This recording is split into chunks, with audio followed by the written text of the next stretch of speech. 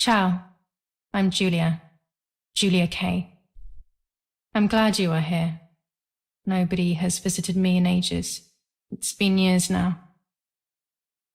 I must tell you my story, but I don't know where to begin. There is so much that I should start from my childhood, but my memories of these times are vague. I only remember the summer of 1929, when they sent me off to stay with my nanny.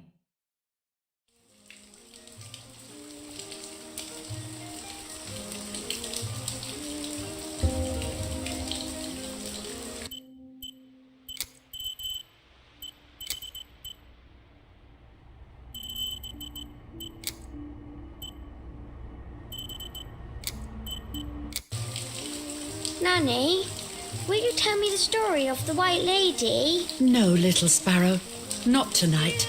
A fog is coming, see? Yes, I know that when it's foggy, the lady kills young women. But why is she so evil? You see, Julia, pain and suffering can make us do evil things, even if we're not actually bad. Just like soldiers have to kill other soldiers. I like the lady, I've decided, Nanny. She must be in so much pain. The poor dear. She still scares me a little, though. Soon I'll be a young woman, and she could kill me. Does she kill those who love her? Of course not. That makes me feel better because I love her. But what about Martha? Would she be in danger? Your sister is with your mother, so do not worry. Do you miss them? No. I mean, yes, I miss Martha a little, but I love spending time with you. Now, go to sleep, little sparrow. It's getting late. Okay, Nanny. I'll go to sleep and dream of the lady. Was she beautiful? She was beautiful. Yes, very much so. Then she'll be beautiful in my dreams. And will I be beautiful just like her? You'll be even more beautiful. Listen, Nanny. Since the lady won't harm me because I love her, and since you're not a young woman, could you tell me her story, even if it's foggy outside? Please. Oh, please. Then I'll sleep. I promise. Oh, all right. You always get your own way.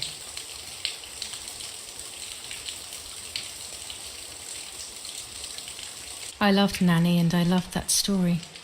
Every time I heard it, it sounded like a new and more mesmerizing tale. Every night I would ask her to tell me about it, even though it scared me. Even now I can remember every single day of that time and how happy I was.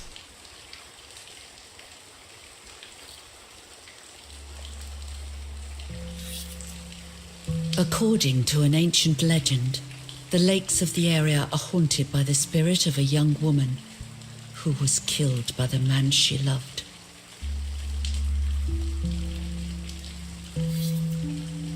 She was expecting a lover's stroll by the lake, gazing out at the old tree growing on the lake's island.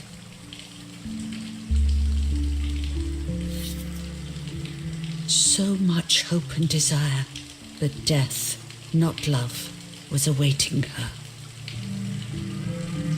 Oh, the poor dear. That's not fair. Life isn't fair, Poppet, but that's the way it is, and we must learn to deal with it. Okay, I'll try. But it makes me so mad. Keep on reading, Nanny. In despair, the man confessed he had killed her out of jealousy.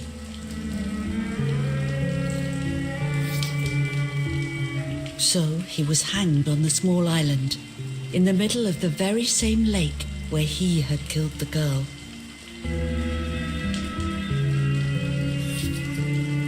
They searched everywhere, but the girl's body was never found.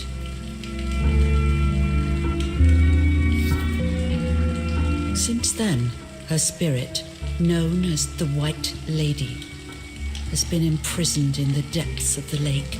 She grieves eternally for the loss of the man she loved. When fog arises, the White Lady is known to leave the waters of the lake and roam the woods, looking for her long-lost love in vain. Within the fog of dawn, hunters have claimed to hear the wailing of a woman in the distance. I'm a little scared of this story, even though I like the lady. Should I stop reading, my little sparrow? No, Nanny. Daddy always tells me that fear must be faced. Go ahead. Okay, honey.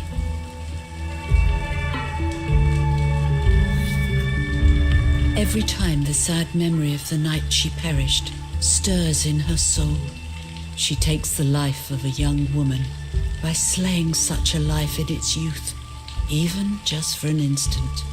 The lady feels free from the burden of her pain.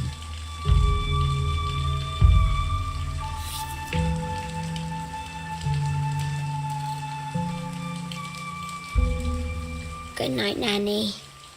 Good night, my love. I spent almost 3 years with the nanny, but when I came home, I quickly forgot how to be happy.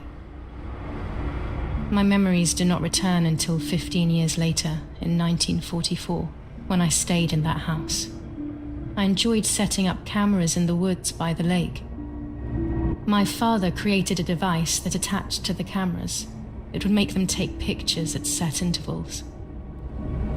I was trying to photograph animals, or whatever else was in that damned place.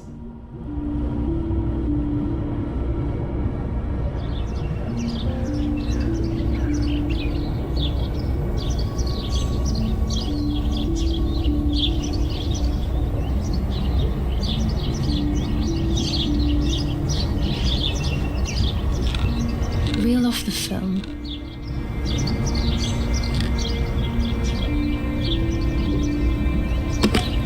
Open the camera. Remove the old roll of film.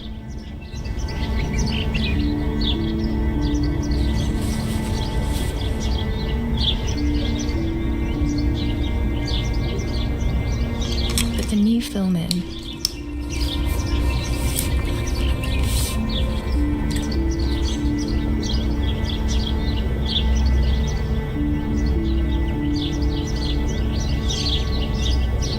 Close the camera.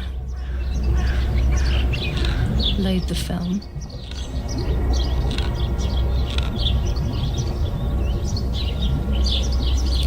Activate the timer.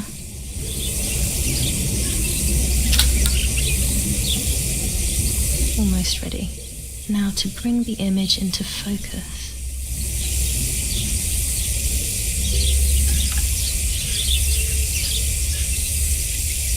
There's something floating on the surface of the water. If I frame it better, I might be able to see what it is.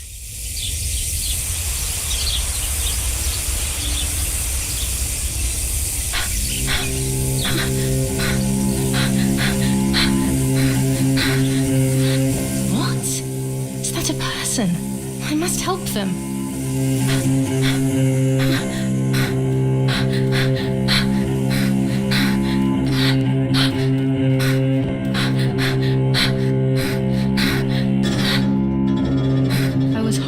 At the idea that someone might have drowned in my lake. The lake was my world, where I would spend entire days daydreaming. I would lose myself in my thoughts, but that was a rude awakening. So terrible.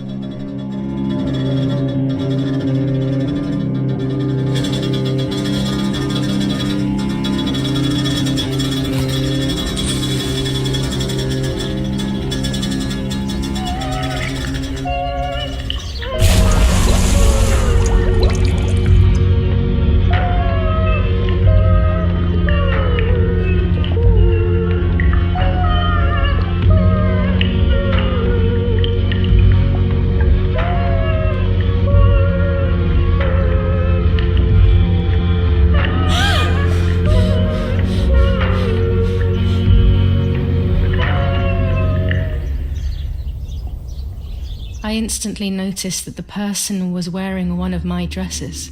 I was scared. I dragged that lifeless body as best as I could to the shore, trying not to drown myself. Only when I lifted her in my arms did I realize who she was. It was my sister, my twin, a part of me, dead. Impossible to comprehend. I was desperate. I didn't know what to do or to think.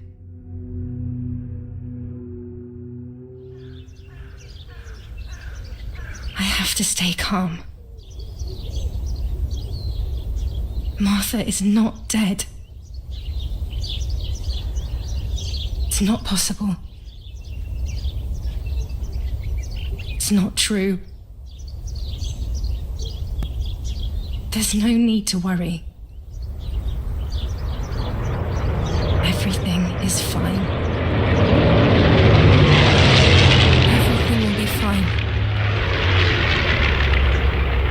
I have to stay calm. Martha, February 26th, 1923.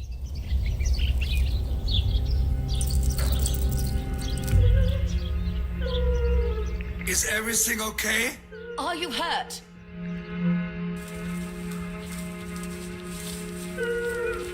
What are you doing? Go, Eric, run! My parents ran towards me. My mother hugged me. She, who detested me, was now cuddling me. Her warmth filled me with life, and the pain became bearable. I felt protected. "Martha, are you okay?" she asked me, speaking slowly in order to let me read her lips. She thought I was deaf. She thought I was Martha. I didn't want the moment to fade, so I meekly nodded my head. I didn't realize I had done something that couldn't be undone. I would have to pretend to be Martha forever.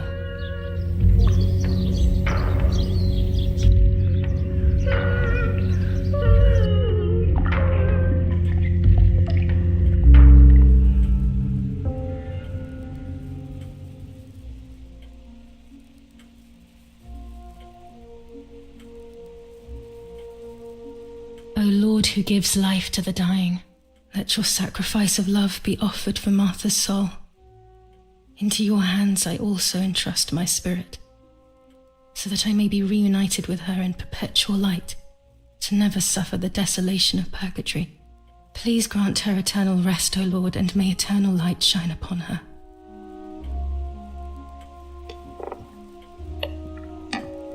Eric, did you remember to light the candles in the hall? People will be here soon. Mummy always finds something for everyone to do.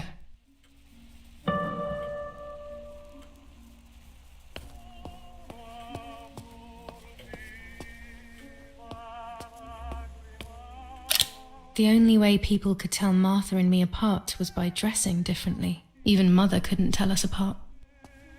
This painter was a friend of Grandpa's. I always loved his paintings. As a child, I used to look at them for hours. Mummy and Daddy. They are the epitome of wealth and elegance, but pain pays no heed to money and style. An old painting. I find it so sad. It communicates a sense of deep solitude to me. I can't turn it off. We have to listen to the radio all of the time. Any news and announcements can be vital.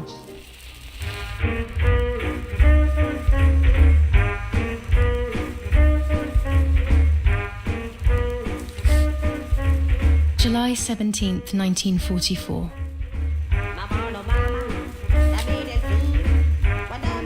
There's no reason to use the phone right now.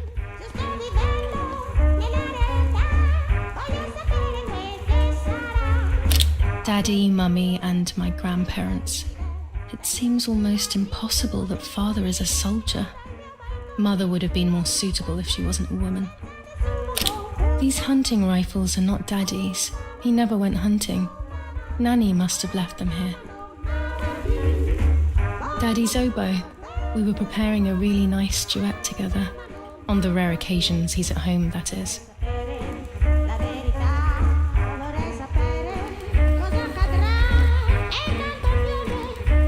A telegraph box. I know how to use it. Daddy taught me.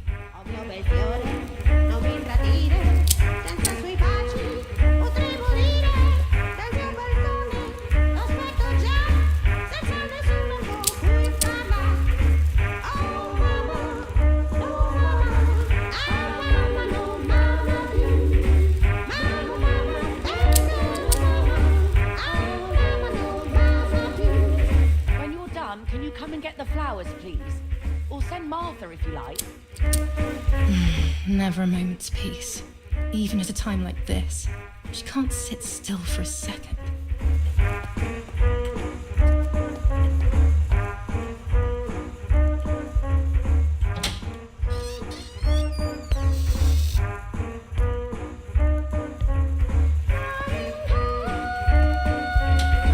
Everything always has to be perfect with her.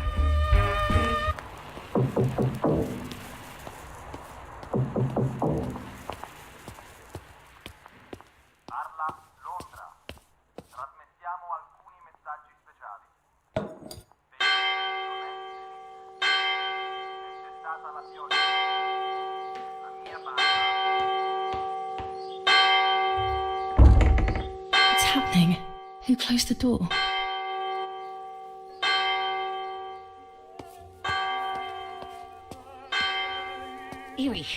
Erich, wake up. Do you think it's appropriate to sleep here? Of all places? What? Yes. I must have fallen asleep. What are they talking about? You can't stay here forever. Why don't you go to bed? No. I want to stay with my daughter. Your daughter? Your daughter? You have another daughter, you know. The one who's still alive. Remember? What are you talking about, Irena? Julia is dead. What kind of comment is that? How can you? You should be thinking about Martha. Julia harmed Martha. You know that, right? And as if that were not enough, she has now also abandoned her. It's the same old story.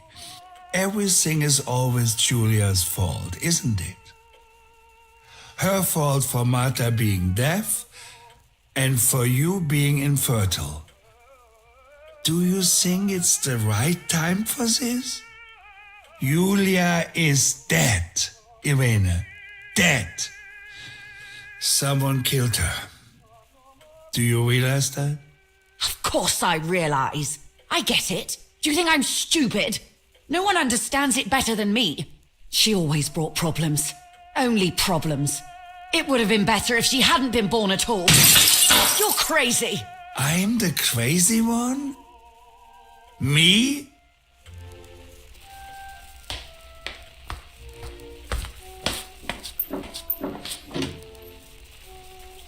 They have done this to get at me, yes. Your death is all my fault. All I could ever do for you was hurt you, Julia. My poor, sweet, crazy girl. What will I do without you?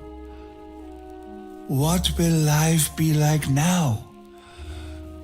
All the time I didn't spend with you.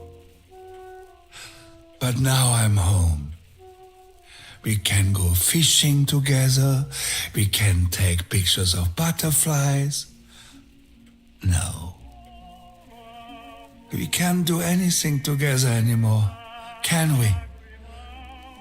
Nothing. I miss you, Julia. I miss you.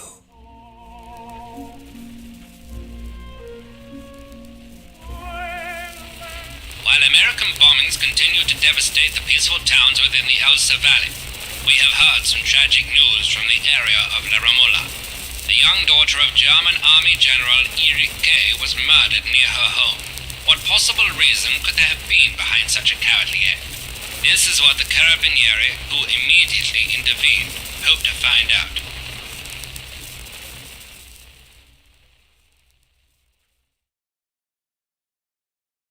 Mother didn't seem to suffer from the situation.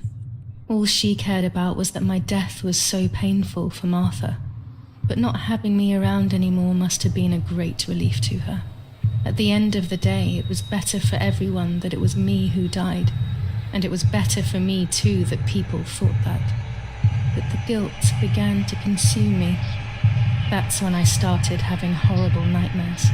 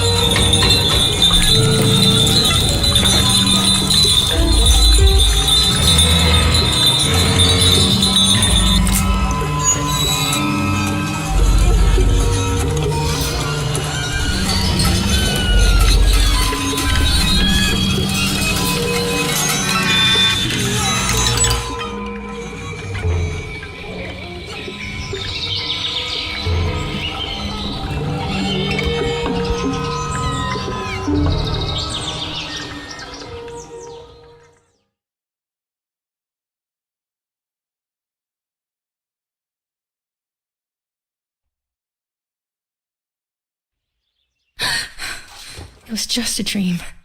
A horrible dream. That horrendous woman and the face of my sister. I wish all of this was a dream and my sister is just sleeping in her bed. Instead, her bed is empty and this is reality. This is Martha and me at the festival of the patron saint. It was only a few months ago, and now...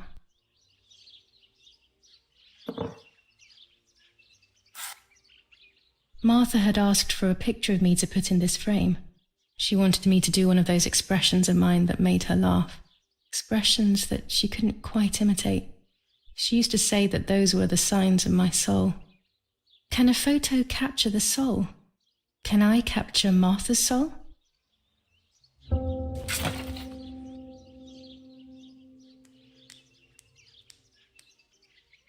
This is Martha's trinket box.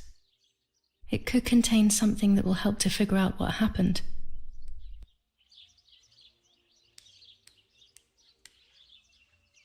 Scary fairy tales. Everything seems to be scary lately. Yet everything here is so beautiful and bright.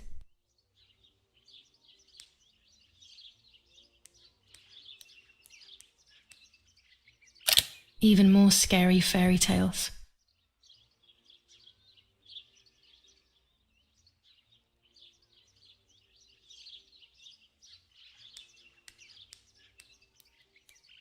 Our beautiful home. In spite of everything, I prefer being here. Martha's clothes. To me, wearing them will be like having her with me. Mummy will also be happy to see them. Or I could wear my clothes in the other wardrobe.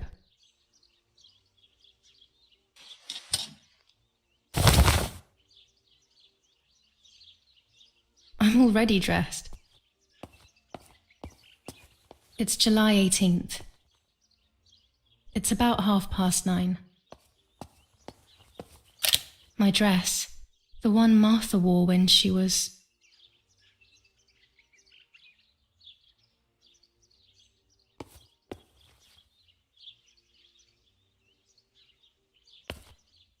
I'm already dressed. It's me with the nanny. Or maybe it was Martha. No one can remember.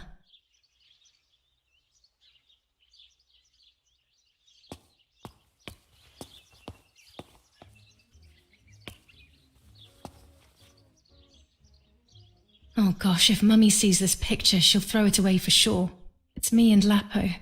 I want to see him as soon as possible so we can mourn Martha's death together. Nanny will be visiting me soon.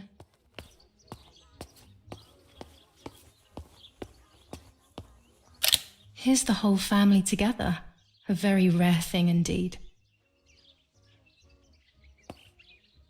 Everything I need is always in my bag. Before I leave the room, I should probably take a good look around. I always keep my trinket box locked.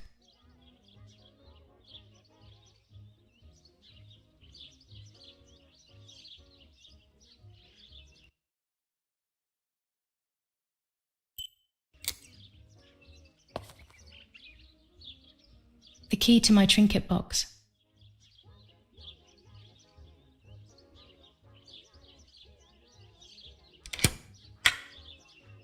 Here is my diary.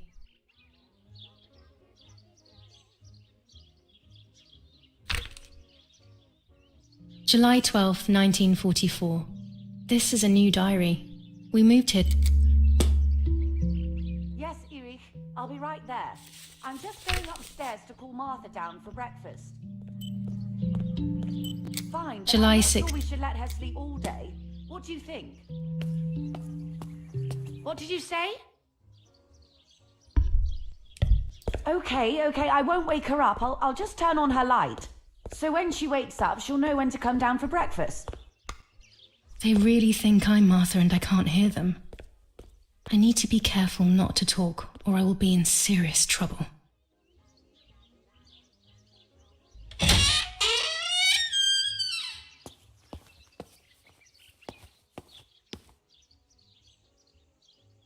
How wonderful the snow is. Unfortunately, it doesn't snow often around here.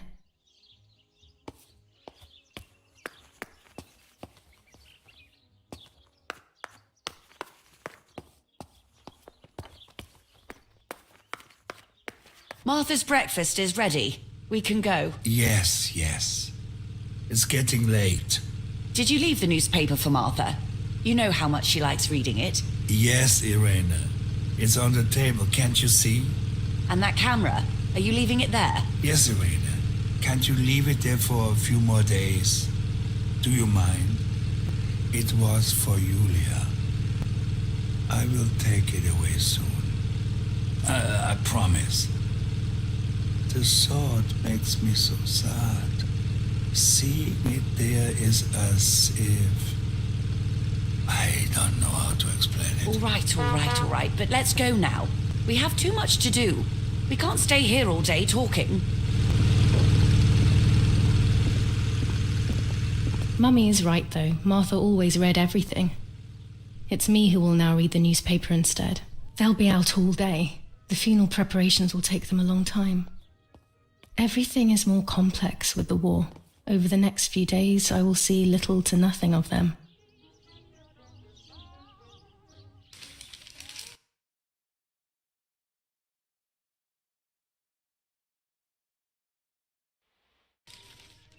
Brutal assassination in San Casciano. Julia Kay, a young woman from a respectable family, brutally murdered near her home. Carabinieri investigates. A possible political motive emerges. Martha was not killed by politics or war. She was killed by something much closer and much less clear. I will find out the truth.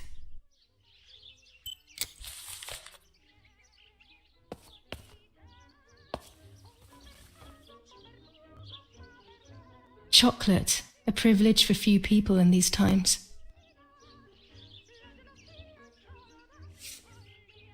For Julia, to take more and more photos, Dad. I can verify that the camera is still working by taking a photo. I could photograph a sparrow. There are so many of them out here. There might be birds around the little wall in front of the house. I always put crumbs on it for them.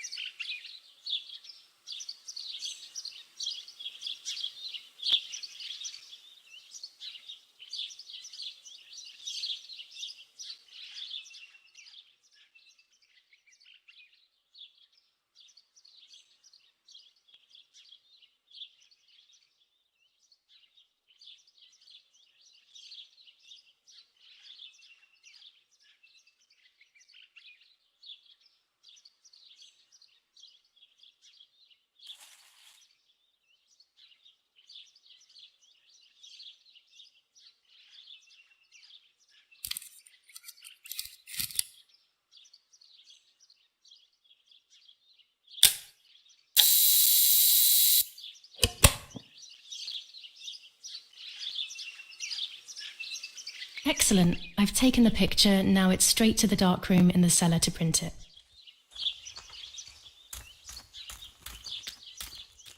Daddy recently became a general in the German army. He used to take pictures on the front lines, but now he gives me the materials to take photographs instead. Now that Martha is gone, only this camera can fix my ideas and my memories. I can't allow myself to forget. I don't need that right now. A company of the Falchium Regiment counterattacked yesterday, forcing the French to retreat to Piazza del Mercato. The situation is currently under control. What the hell? For a moment I thought I saw... No, that's not possible. It must be this whole situation making me see things that don't exist. We are so lucky. In these difficult times, pantries are empty and people are going hungry. But with a German general for a father, food is never scarce.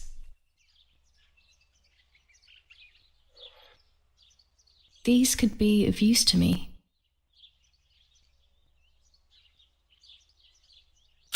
Mummy's sewing machine. She learnt how to sew because nobody else could do it to her liking.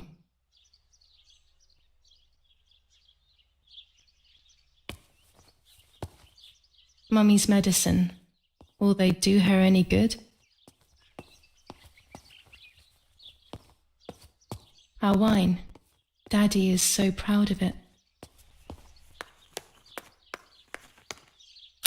I don't like wine all that much, but I go crazy for our dessert wine. It is very sweet.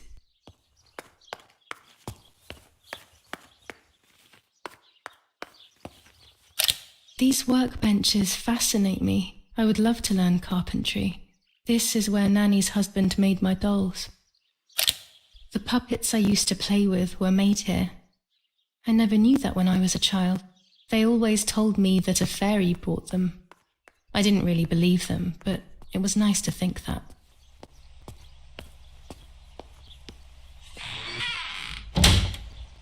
Daddy set up his darkroom here.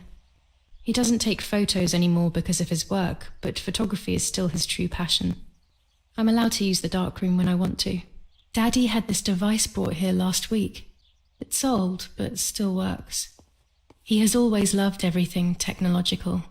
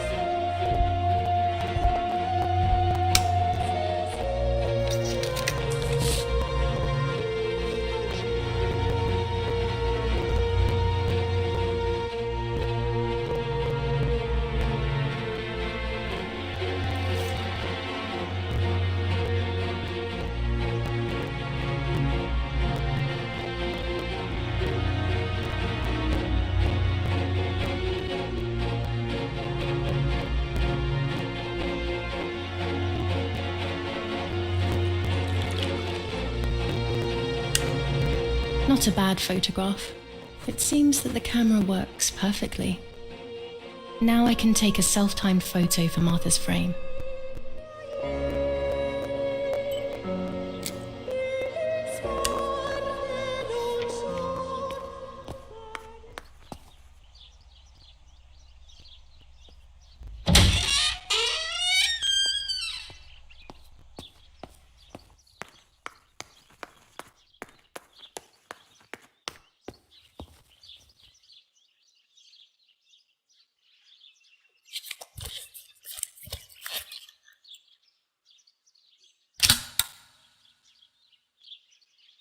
Camera is set up with the self-timer.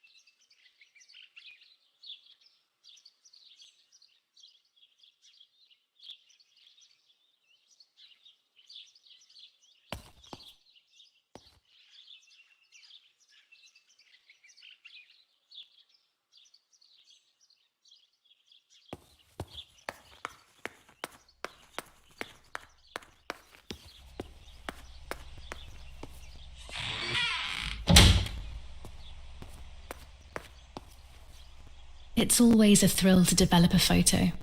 You can't see anything at first, yet something invisible is captured on the black film, a kind of ghost. That invisible breath then returns to reveal the reality from which it was torn. There are those who say that photography steals the soul or captures it. That's why they used to photograph the dead. But nowadays, almost nobody does it anymore. Even if it's just a delusion, I want to photograph Martha. I want to have a small reflection of who she was with me. But I have to do it secretly or they'll think I'm crazy.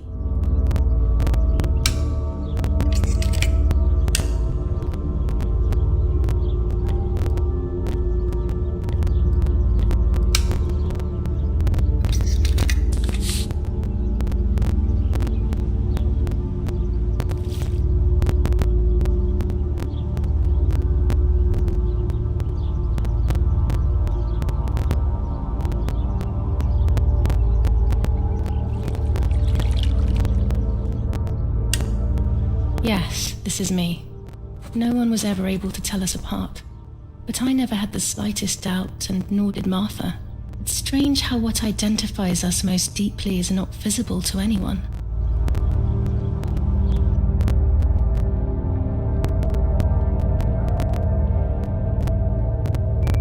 I was obsessively thinking about Martha and what had happened.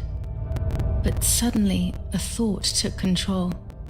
The memory of that day at the lake was becoming more and more like a dream when, after awakening, the image becomes more and more faded. Could it be that the memories were a figment of the mind? Had I been the one that hurt my sister? I had always envied her, and now I had taken her identity. I experienced a suffocating pattern of thoughts.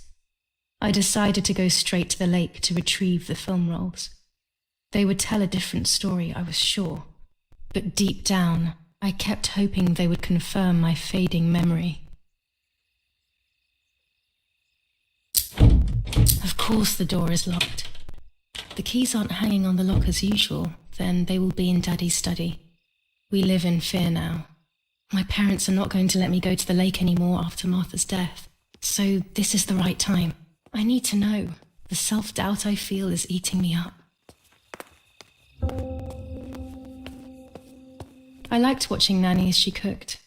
I always picked up loads of techniques.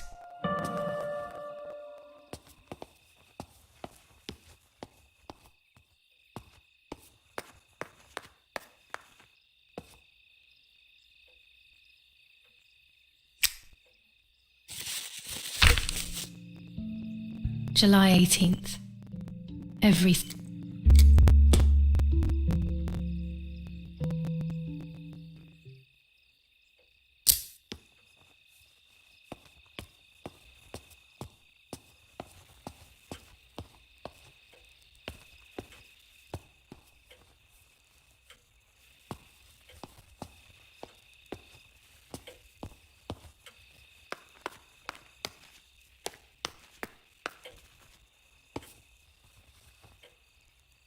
It's dark and I can't turn on the lights.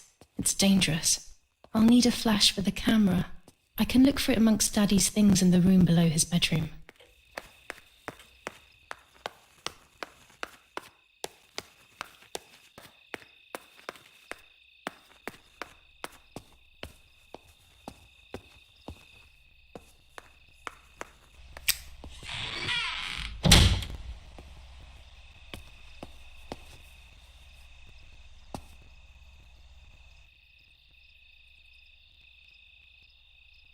With this lens, I can shoot very close up. Orange filter. When there is fog, it improves the image by giving it some contrast. Blue filter. Ideal for indoor photos.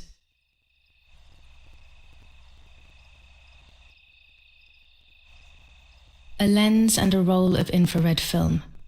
They can photograph what the naked eye cannot see.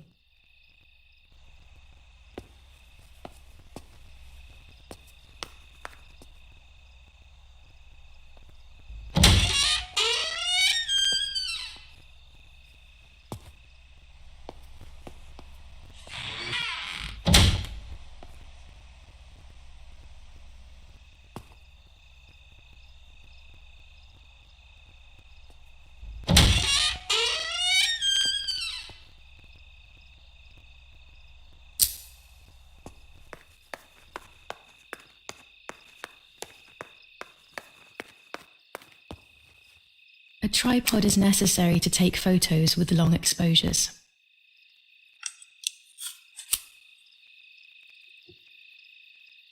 I have found what I need to take infrared photos.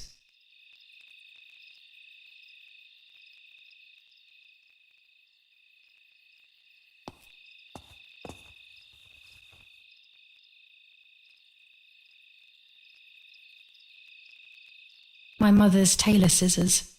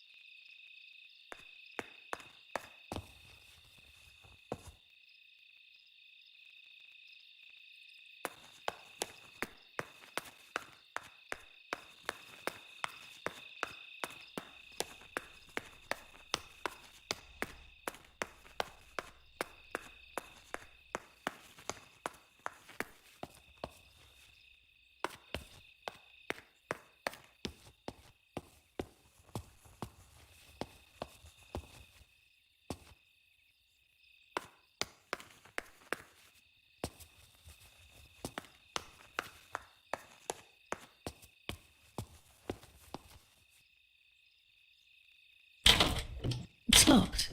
Strange. Why did they lock my room?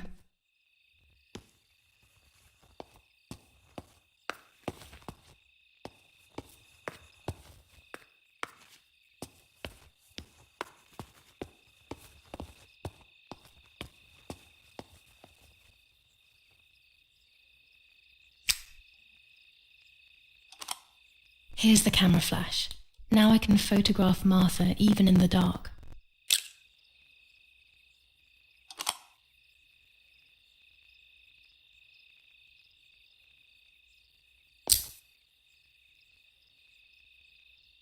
Daddy's stuff. War maps. I've heard everything will play out on this new defensive line.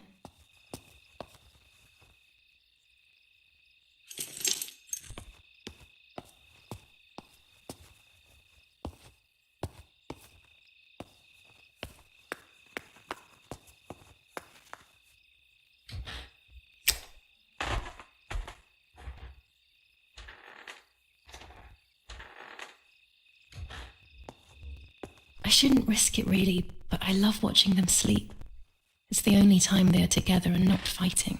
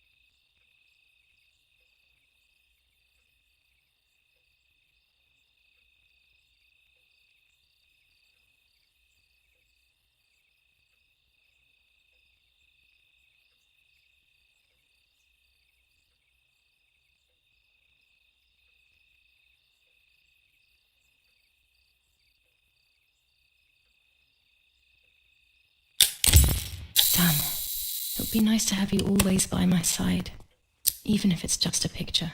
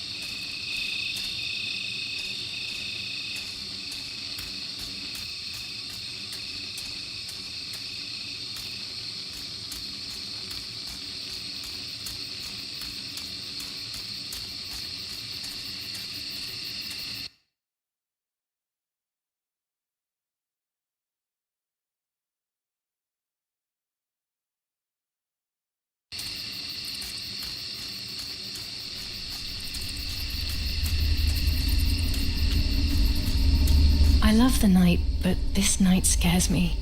In the dark, I can feel all the harm I've caused. It's getting closer with each step. I feel it brushing up against me like a cold wind. I hurt Martha. The closer I get to the lake, the more certain I am of this. How could it not be? I killed her to steal the love that everyone felt for her but didn't feel for me. How could I have done such a thing?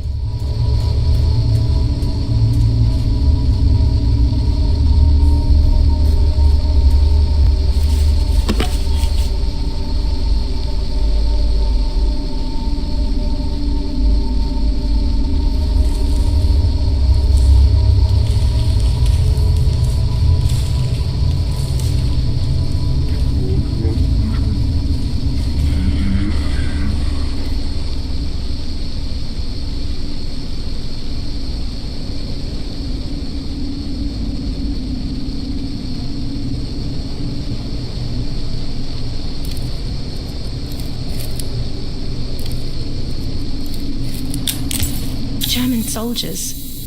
Daddy ordered patrols to be carried out near the house, but how could they have lost a helmet? God only knows.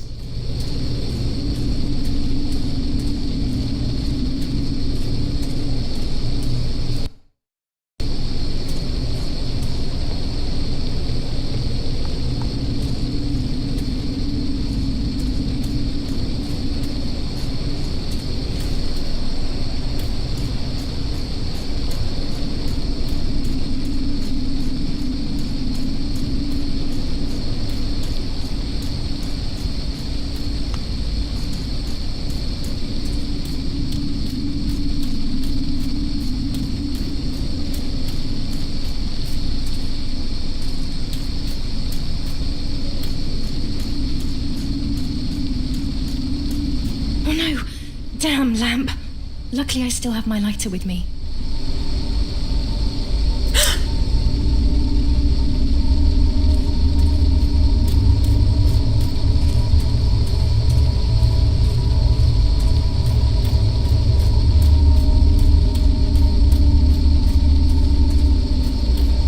The cameras are somewhere around here.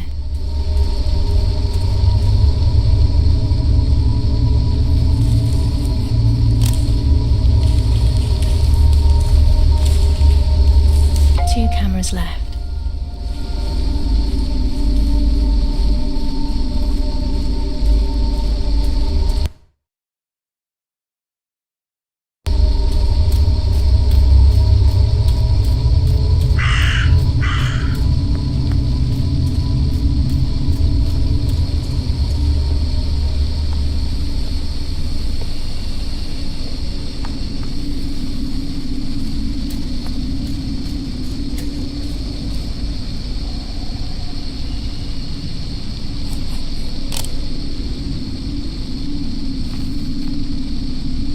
one more camera to collect.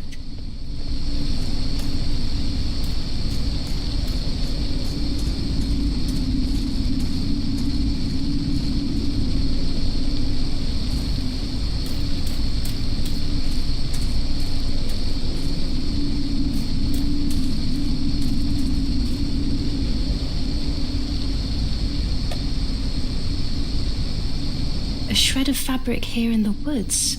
How strange. Let's take a photo of it and leave it where it is. That's it. I've got them all. These films are going to help me understand what happened. Now I should rush home to develop them.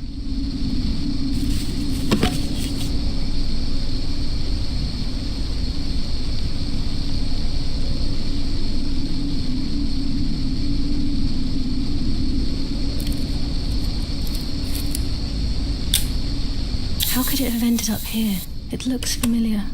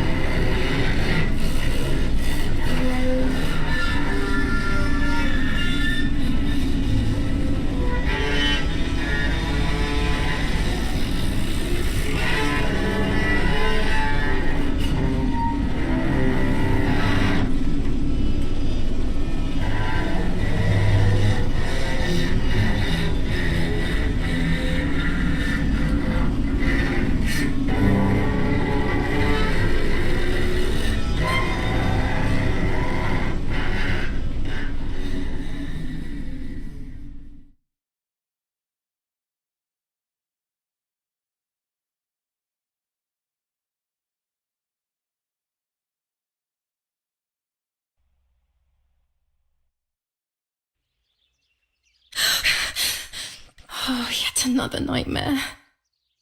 She entered my dreams once more. Maybe she wants to talk to me. What am I saying? Fairy tales coming true. Yet I feel... No, these are the thoughts of a crazy person, and I'm not crazy.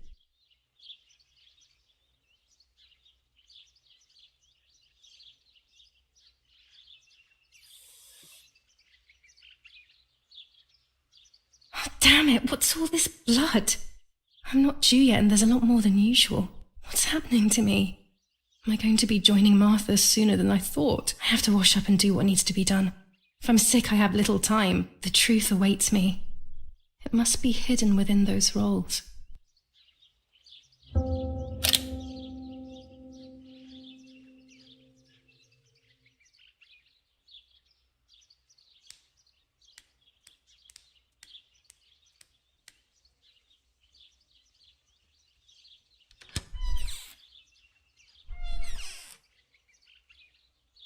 What am I thinking? I would stain my clothes with blood.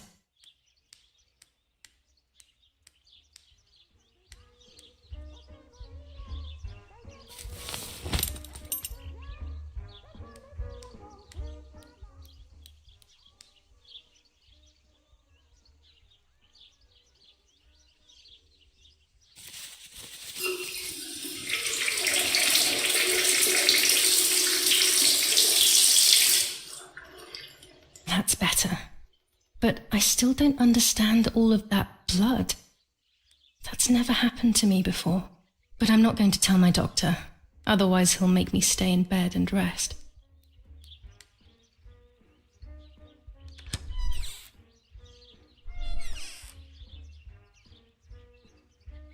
The elegant dress? No, I'll never hear the end of it from Mother.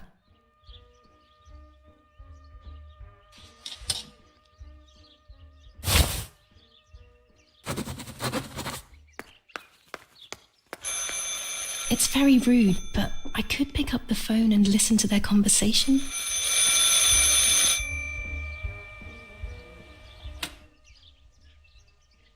How are you doing today, Rennie? I'm worried, Father. Very worried. We found more partisan tracks in the woods, right next to the house. That Lapo, I suspect he may be involved in the death of... No, please don't say that. It's not possible. I know the boy and I don't... Father, anything is possible in these dark times. Anything. That boy didn't even come to say goodbye to Julia. Didn't they love each other dearly? He must be terribly scared, and Julia always used to say that.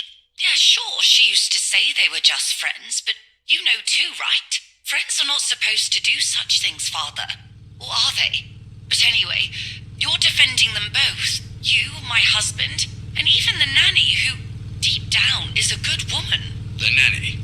I believe the nanny is the one who hurt Julia. With her evil passion for those cards, they are cursed things. I hope you made them disappear. Of course. I keep them safe in my room. Anyway, you must forgive me, Father. I have to go. They've come to pick me up. Have a good day. You too. Lapo's involved in Martha's death. My mother is losing her mind again. How could anyone even imagine such nonsense? And Don Attilio, he is a great friend, but what a weird view. Those cards are just a game, but most importantly, they're mine. Why on earth did they take them from me?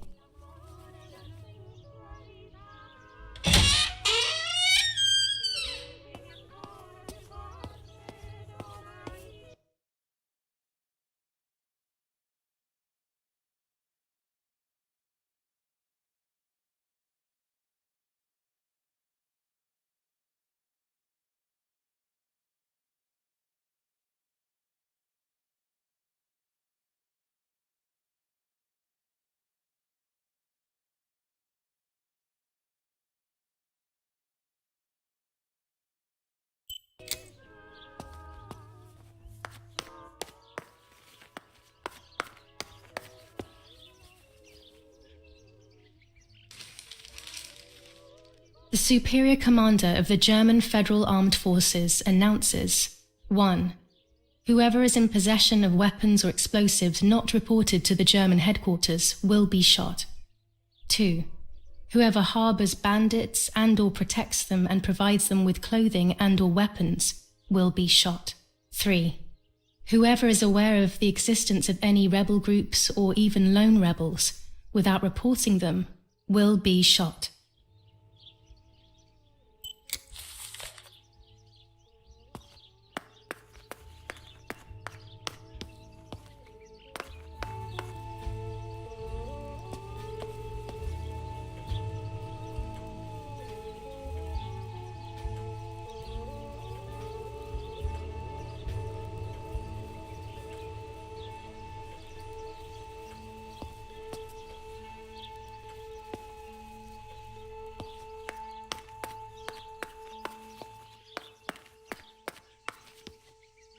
I don't need that right now.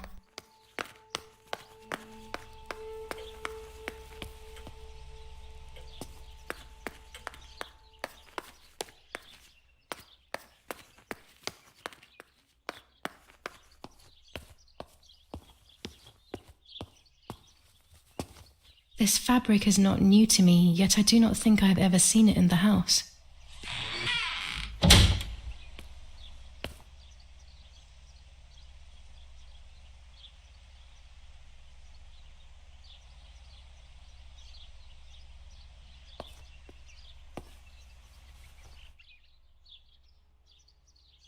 Red filter for super high contrast photos.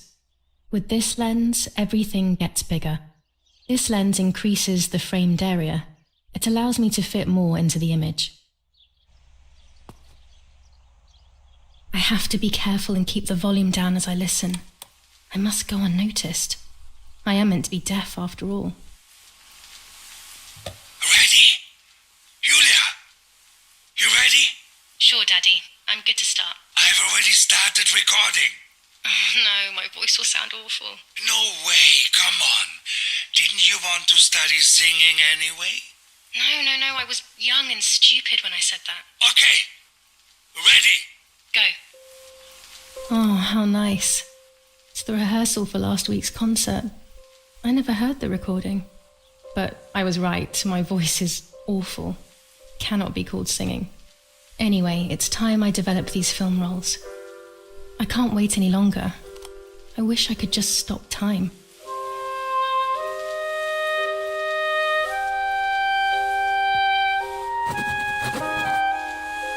These images could change everything. I cannot bear the fact that I may have hurt Martha. I would rather die. Damn my head and these memory lapses. It's such a pain not remembering. It's like getting lost inside yourself.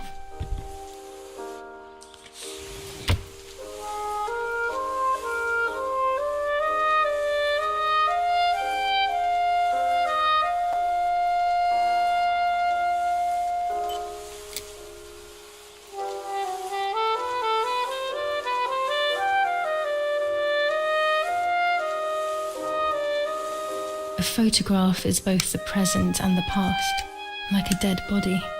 I don't know what I'm expecting. Maybe it's silly to think you can capture the soul of someone who has died.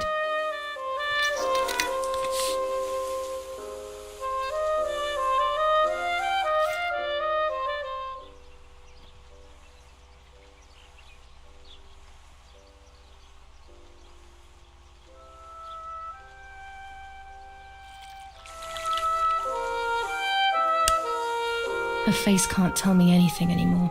I know that, really. Her lack of expression scares me. I don't even know whether to keep this blank photo with me or just throw it away.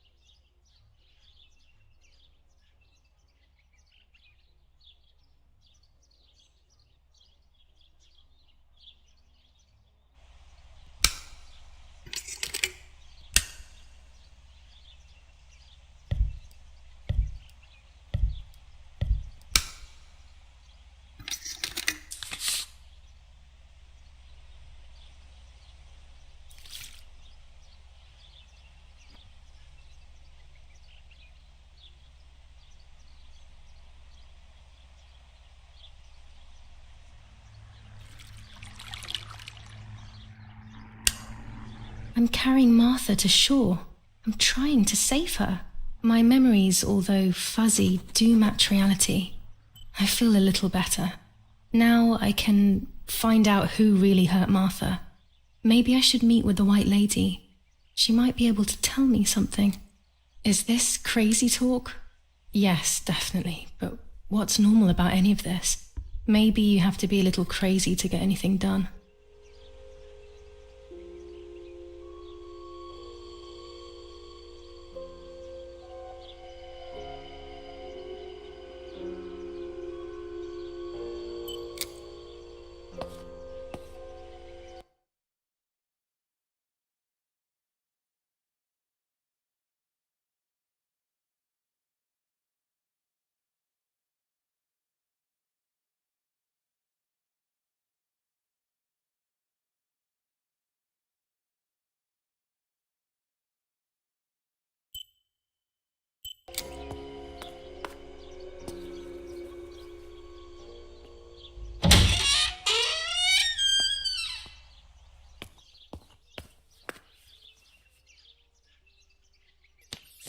Lorenzini haberdashery, 5 meters of grey cotton fabric, 6 meters of white linen fabric, 4 meters of green satin, delivered on June 5th, 1944. In the event of an issue, contact us on the number 6987. And this red fabric? It's not been mentioned. Could this also be one of Mummy's, or could the nanny have left it here?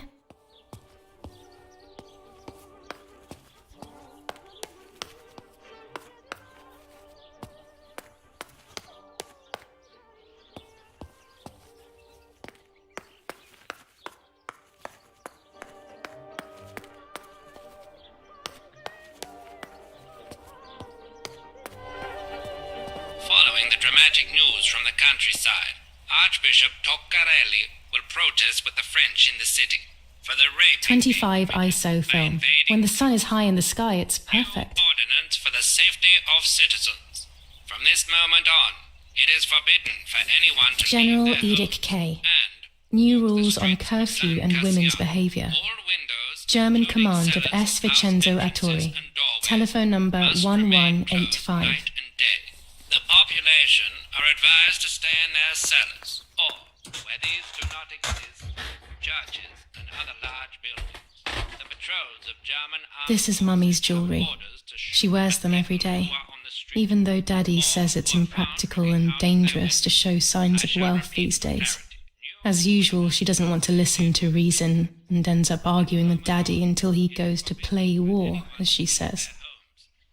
There are more and more weapons around, and everyone is scared after what happened. Including cellars, house entrances and doorways, must remain closed night and day. The population are advised to stay in their cellars, or, where these do not exist, churches Dear and Mother, large buildings. this is hard, but I have something to tell you. I found out that Julia is pregnant. Go to the lake tomorrow morning at 7 and watch her as she bathes. You'll see that her tummy is growing. Martha. What? I'm not pregnant. Why is everything becoming even more confusing? I'm searching for an explanation, but instead I'm left with more questions.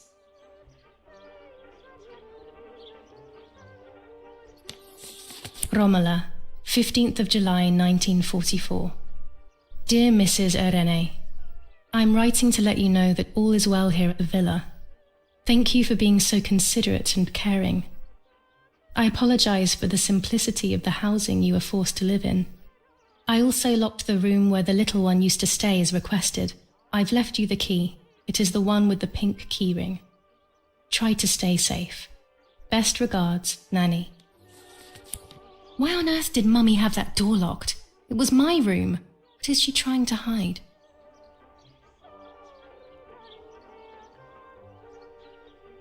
Pervertin again. I feel like these pills do nothing other than agitate her.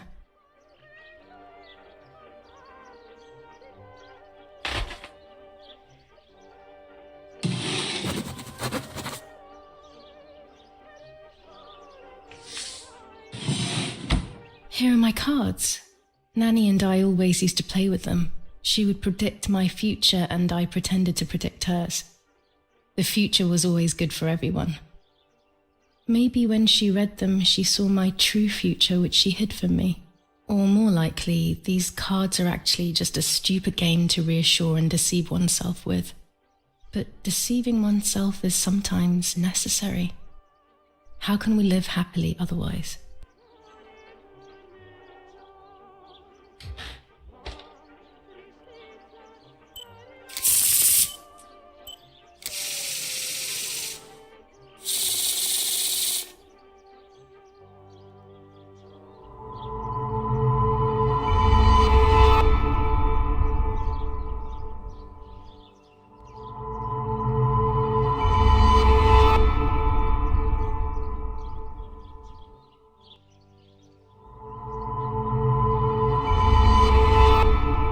The end of a relationship. It's very clear, but my plans will be successful. I only need to know what these plans are.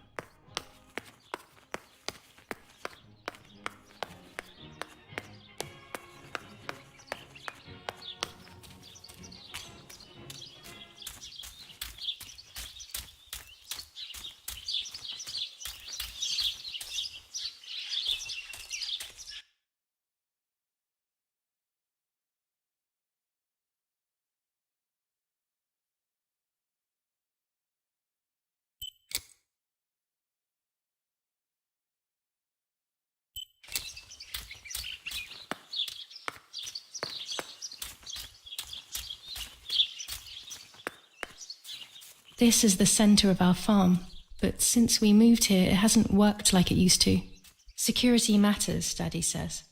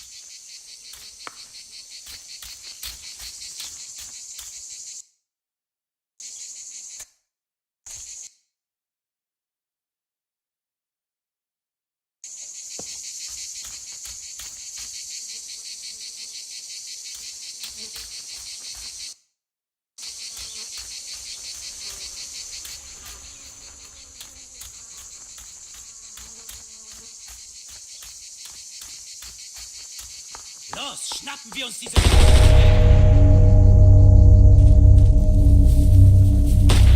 Los! Hey, hey! Los geht's! Hier lang! Hier drüben! Oh.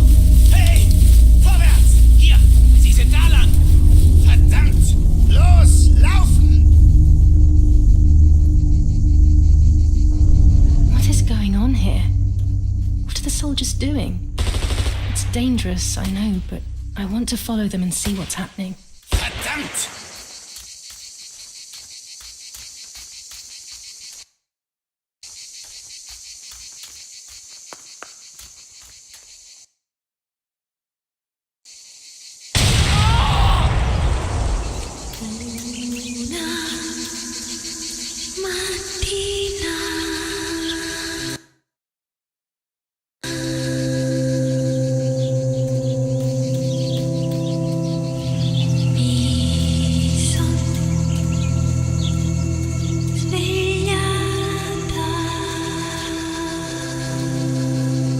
Please, no. Lapo, my dear friend. What have they done to you?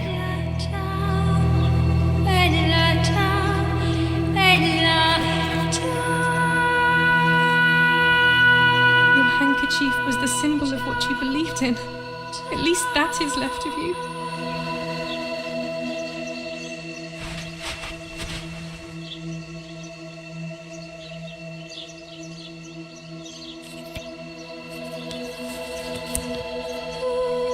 Dear Julia, are you surprised that I've addressed this to you and don't think you're dead? Everyone calls you Martha now, right? I know you too well. I can never understand why no one else can ever tell you apart. Not even your own mother and father. Martha is gone and I cannot reconcile myself.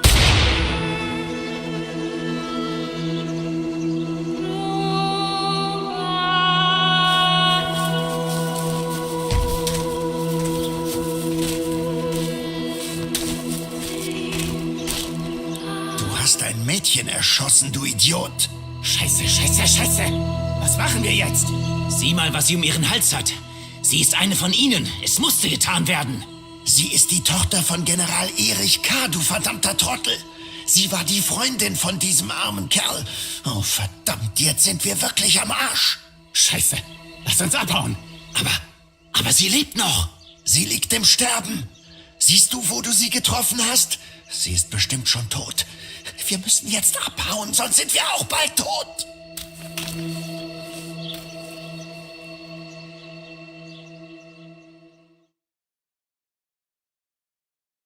I'm dying, I thought, but strangely enough, I wasn't afraid.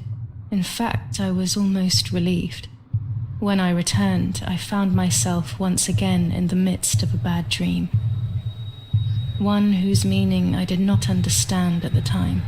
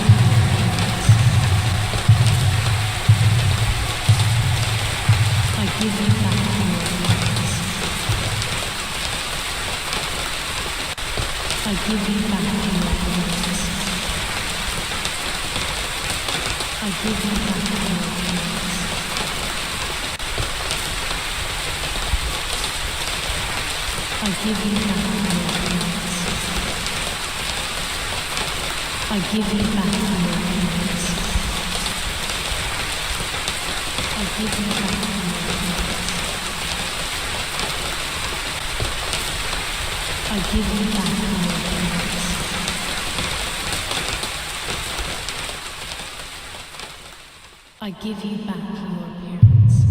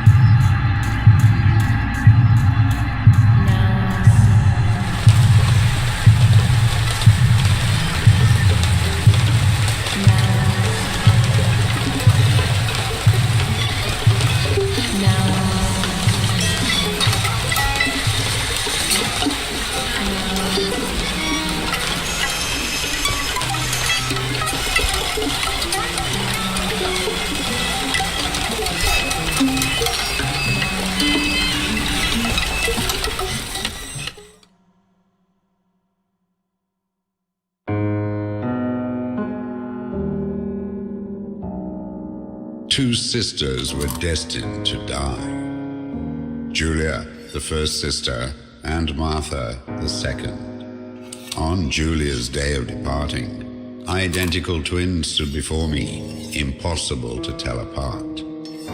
They questioned my presence, since they were still so young. Julia must come with me, I demanded, but they both claimed to be Martha. I explained that Martha's fate was soon to be the same, and their games were useless. I didn't have time for it. The war was keeping me busy. But they didn't concede, and instead kept insisting. Can we follow you together? No, impossible. Are you sure Martha will die too? Nothing is certain in wartime. What if the wrong person went with you? Then you would have cheated death. One would die unjustly, and the other would simply be delaying her fate. They discussed amongst themselves, then hugged before one of them came forward. She stared in a determined, almost threatening manner. I guessed it was Martha sacrificing herself, giving more time to her sister. But I stayed silent, not to reveal their failed deception. No one lies to the face of their own death, so I asked how their choice was reached. We drew lots by throwing a medallion, she said quietly. They had trusted in fate. Oh, how naive they were. They knew fate plays by its own rules, which is true, but it is also my ally. Fate never would have allowed the wrong girl to follow me. In that case, my work was done. She must have been Julia. However, little to my knowledge at the time, that blasted medallion had the same name engraved on both sides, Martha's. So, my first assumption was correct. They were too damn smart and had fooled both fate and me. One thing is for sure. I'll put things back where they belong. I will correct my ignorance and give fate back its blindfold.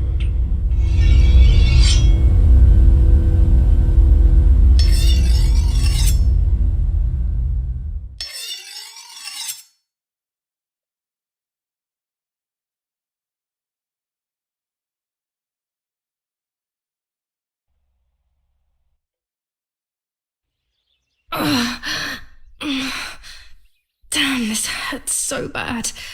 I can hardly breathe.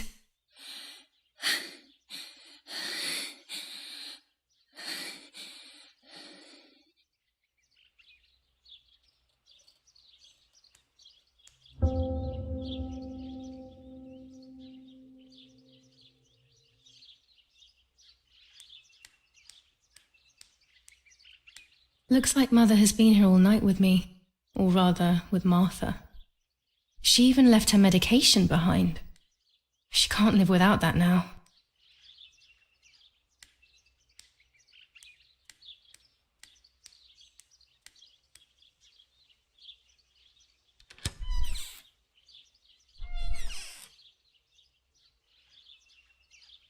The ceremony is today, so I need a suitable dress.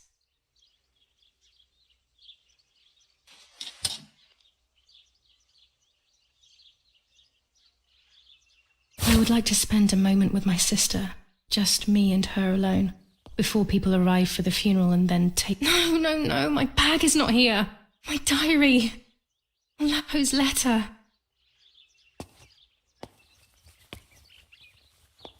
How is she? How is my daughter? Please, doctor. Please give me good news. It's a miracle she's alive, Eric, but she will be all right.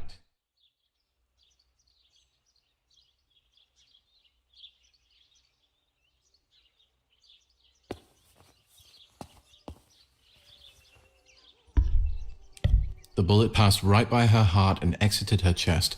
Unbelievably, it missed her lungs, spine, and heart. She could have been paralyzed or died. But thankfully, she's fine. I examined her thoroughly. She didn't even lose that much blood. She was lucky. And you were lucky, so to speak. She was lucky that my wife went for a walk in the woods. Otherwise, she would have bled to death, yes. I don't know what to say. All of this, it's too much. So much death and suffering. Nothing more. Don't worry, Erik. She's young, so she'll recover quickly. I'll be here all day anyway. Thank you, Doctor, for everything. Do you mind coming with me to pick my wife up from the cemetery? The funeral will start soon in the chapel. Of course not. Lead the way. You know, with all of these preparations for the funeral, Irene wants everything to be perfect. It's her way of coping, so she doesn't have to think about everything going on. She is a woman who has suffered so much. Maybe too much.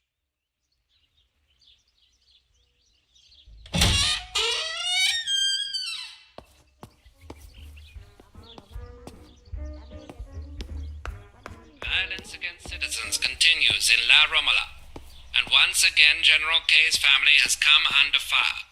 Now it is the life of her sister, Martha, that is in danger.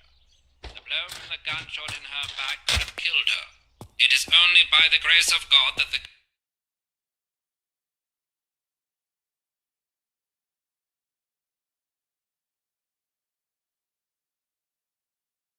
girl is alive. The anti-fascist political motive appears to be the only reason behind What if the bag is here somewhere? The New Zealand troops are advancing slowly. After the Dad loves these prints of Florence.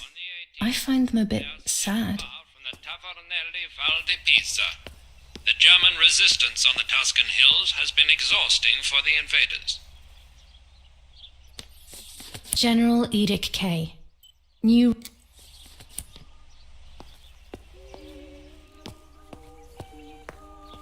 Nets for catching butterflies, poor creatures. I had so much fun with them.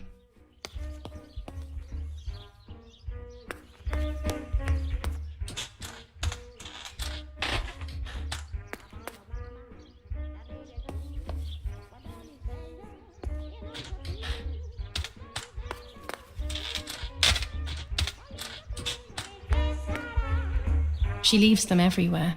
I think she's having too many and too often. There's my bag. Thank God.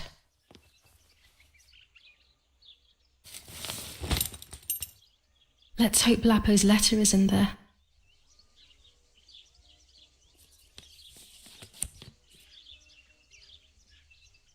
Dear Julia, are you surprised that I've addressed this to you and don't think you're dead? Everyone calls you Martha now, right? I know you too well. I can never understand why no one else can ever tell you apart. Not even your own mother and father. Martha is gone, and I cannot reconcile myself to that fact. I have to stay hidden, and sadly I can't run to you. Even if I would love nothing more than to hold you tight and cry together. No words. I just want to be close to you. Can we meet in the barn tonight? I will try my best to be there around midnight. Don't be alarmed, but if things get ugly, please remember this number, 6934. He knew he was in serious danger, but what about the letter? I had it in my hand when the soldiers ran off. Mummy found me, and if she's read it, well, she hates Lapo, and now she must know who I am. No, she probably would have left me there to die. She'd rather have no daughter than the wrong one. Before I passed out, I must have put it back in my bag. There is no other explanation.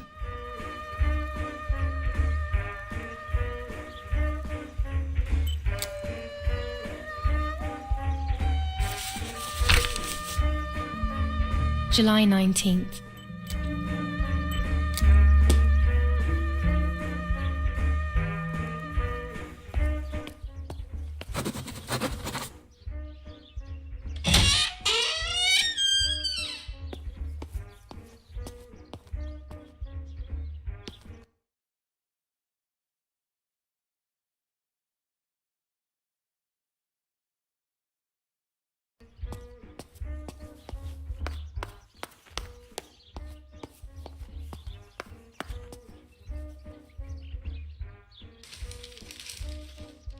Attempted murder in La Romola.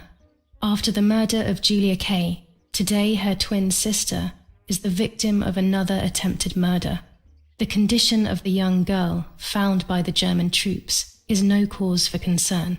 The political motive behind this is becoming all the more clear. But that's not what happened. It's all wrong. Mummy was the one who found me. The German soldiers shot me. Best to stay quiet. No one ever believes the truth.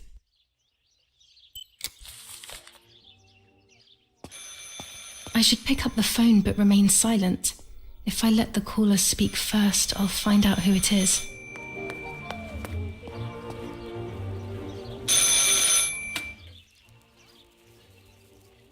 Hello? Ma'am? Can you hear me? Is there somebody there? Mr. Eric? It's the nanny. I can confide in her. Nanny? Hello, it's me. What? Hello? Oh my lord. I must be dreaming or something. No, Nanny, you're not dreaming. It's really me, it's Julia. Oh my God. Julia, my little sparrow. How wonderful. Sorry, but I thought you were dead. I saw you lying there dead. This brings me so much joy that... Actually, you must explain to me, my little sparrow. What is happening? I told Nanny everything that had happened. She was sad for Martha, of course, but very happy at the same time. I was the one she had a special bond with. I explained to her that I wanted to try and meet the White Lady, even if I knew it was a silly idea. But she didn't think I was a fool, quite the opposite. She explained to me what I should do in an attempt to meet her. It was complicated. I noted everything down carefully in my diary. Who knows, maybe she did it only to keep me occupied, while deciding what to do with me and who to warn. I won't ever know, though, because that very same day, a bomb struck the villa and she died. They all died. We should have been in that house ourselves, but instead, poor Nanny. Bye, Nanny. I love you. Goodbye, my darling. I thought I'd lost you. Be careful, my little sparrow.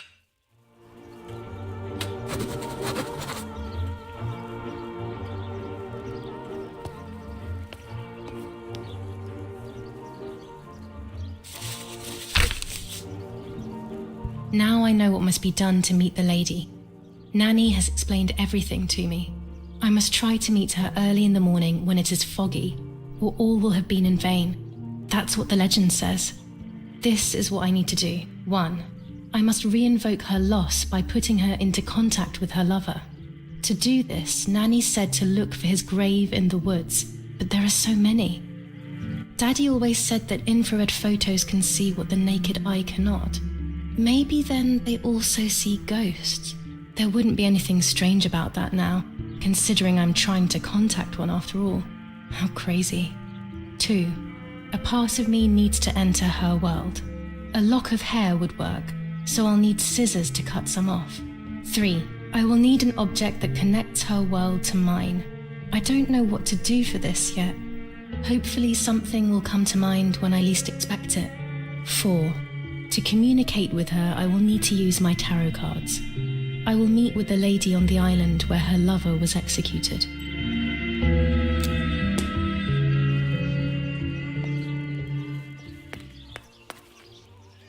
Daddy's canes. They are so beautiful, but I can't say why, but they have always scared me.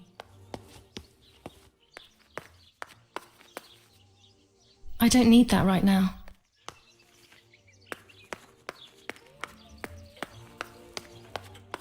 Martha was taken to the chapel for her funeral. I want to say goodbye to her alone before everyone arrives.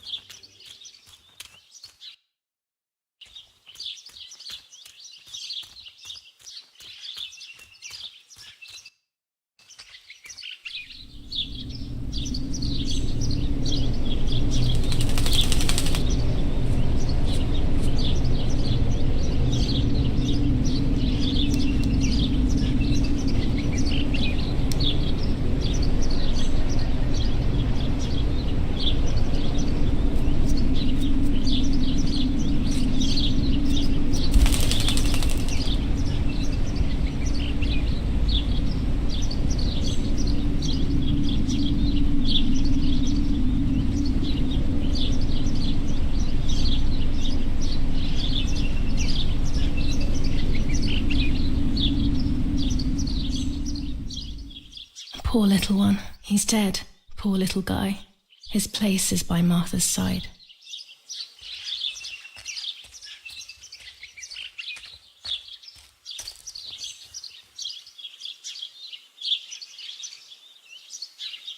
Nanny always calls me Little Sparrow. This is the part of me that died with Martha. It'll be safe next to her.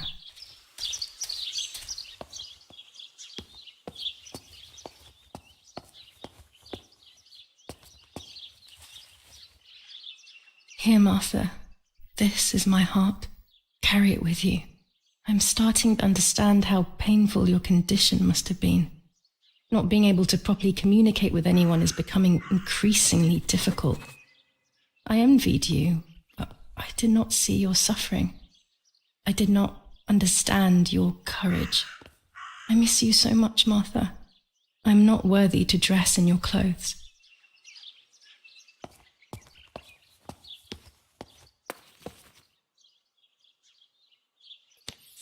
Commune of San Casciano, province of Florence.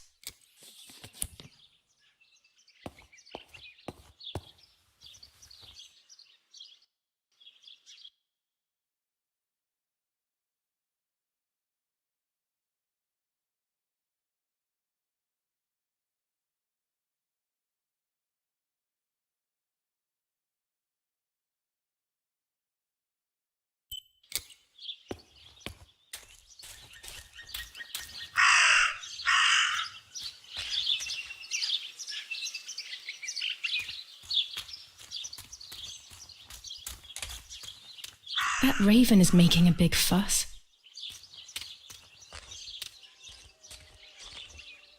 My bike, the wheel is deflated as usual. A bicycle pump will solve this.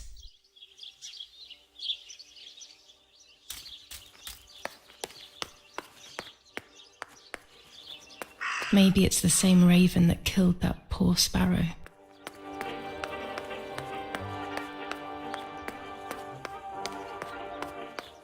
I hate bullying, yet it seemed as if the raven wanted to bring the little bird back to life. Here's the bicycle pump.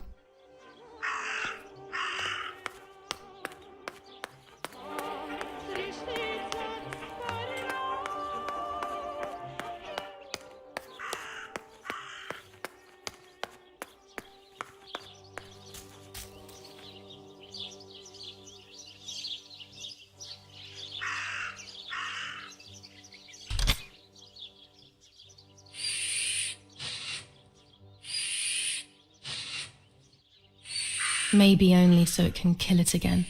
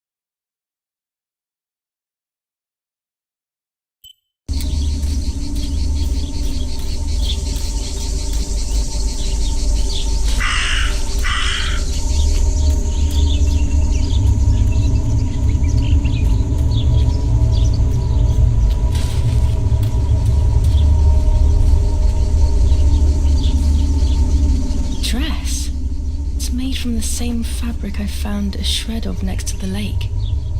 In fact, it is torn. It must be my mother's. My goodness. I started to suspect that Mummy could have been involved in Martha's murder. Lost in these thoughts, hours passed, and I completely forgot about the funeral. when I realized it was evening, they were already carrying the coffin towards the cemetery. She never loved me, I knew that well, but I would never have believed that. Had it been her? I struggled to believe it, but it made so much sense. At the lake, she must have thought Martha was me because she was convinced that I was dead.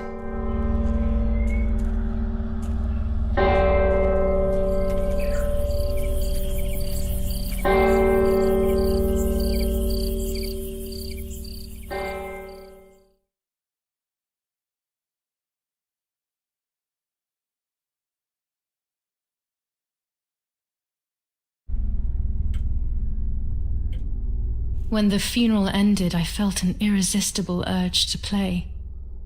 I loved music. I started playing without thinking about the possible consequences. I didn't care anymore. I needed to feel alive, to exist again.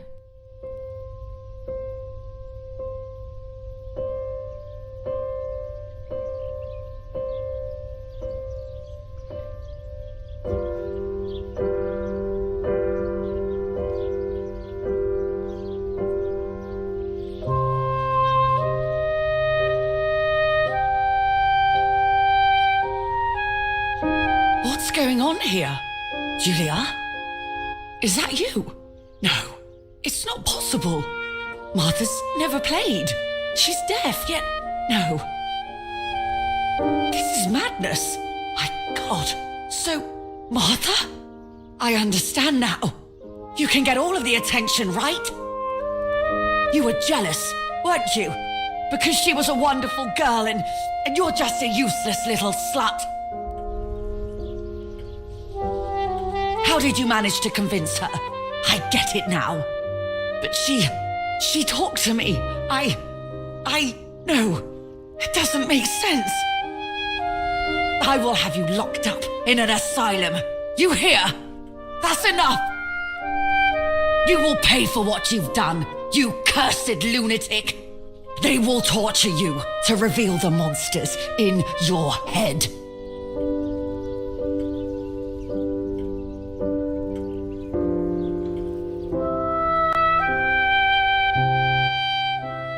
Her words were as sharp as blades.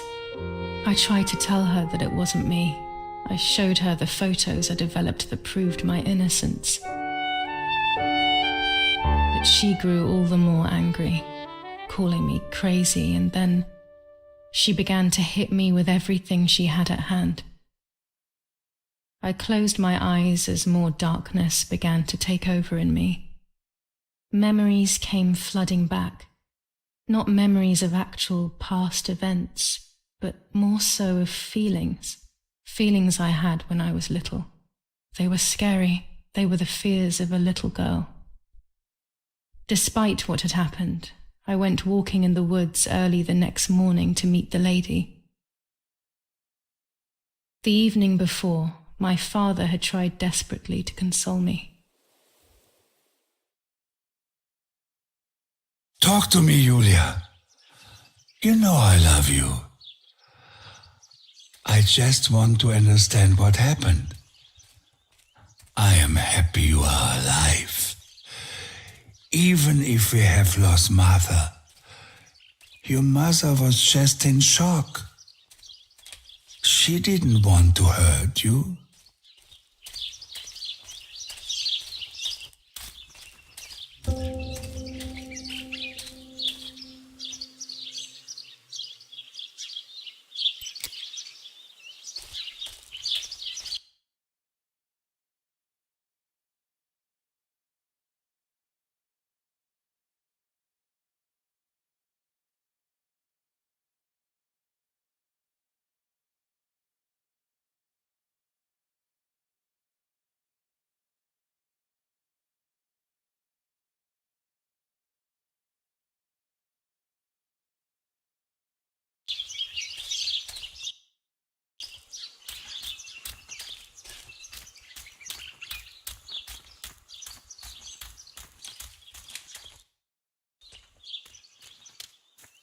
I don't know what I'm hoping to find, but what else can I do?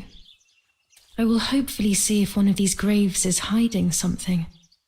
I hope that the infrared film will show me.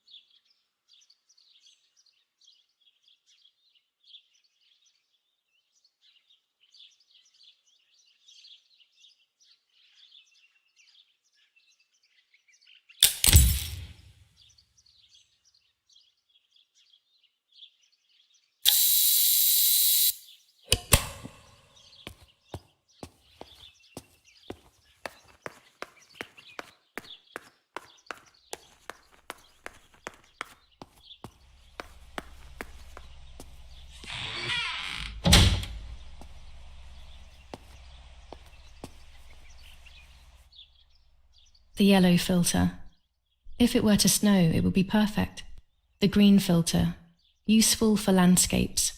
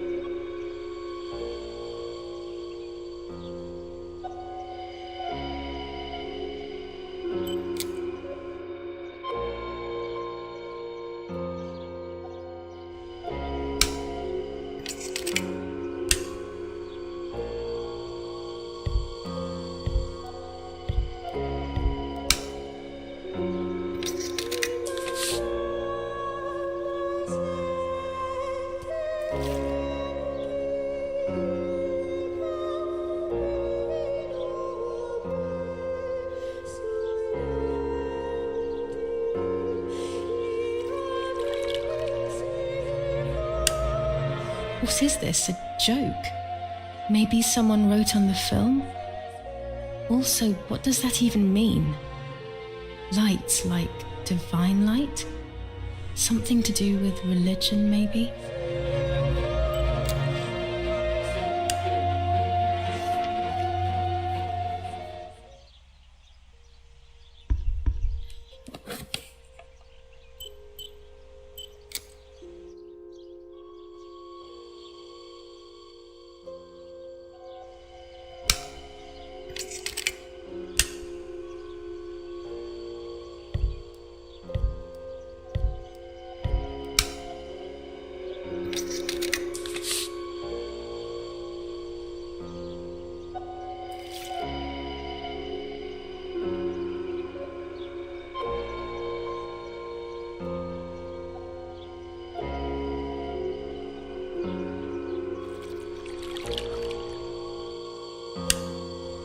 There's the grave I've been searching for, and the spirit of a prisoner.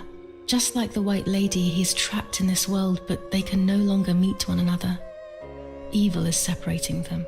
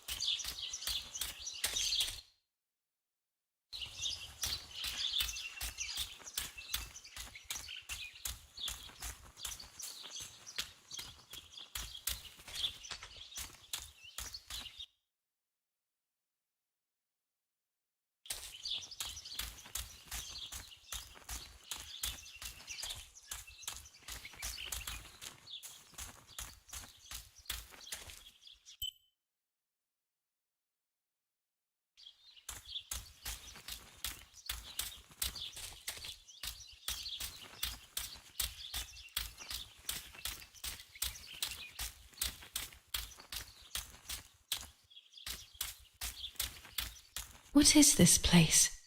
This never used to be here.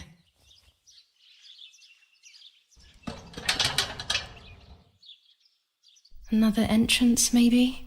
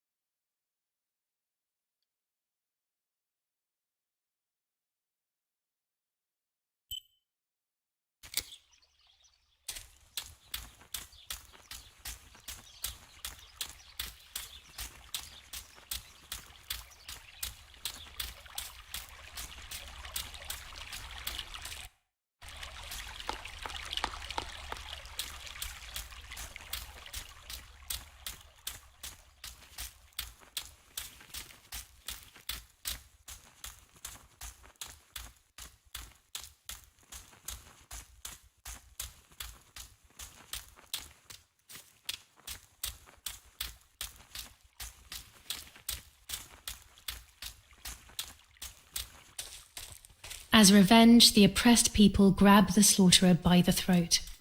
Adolf Hitler, the Italian Communist Party. Revenge for Lapo.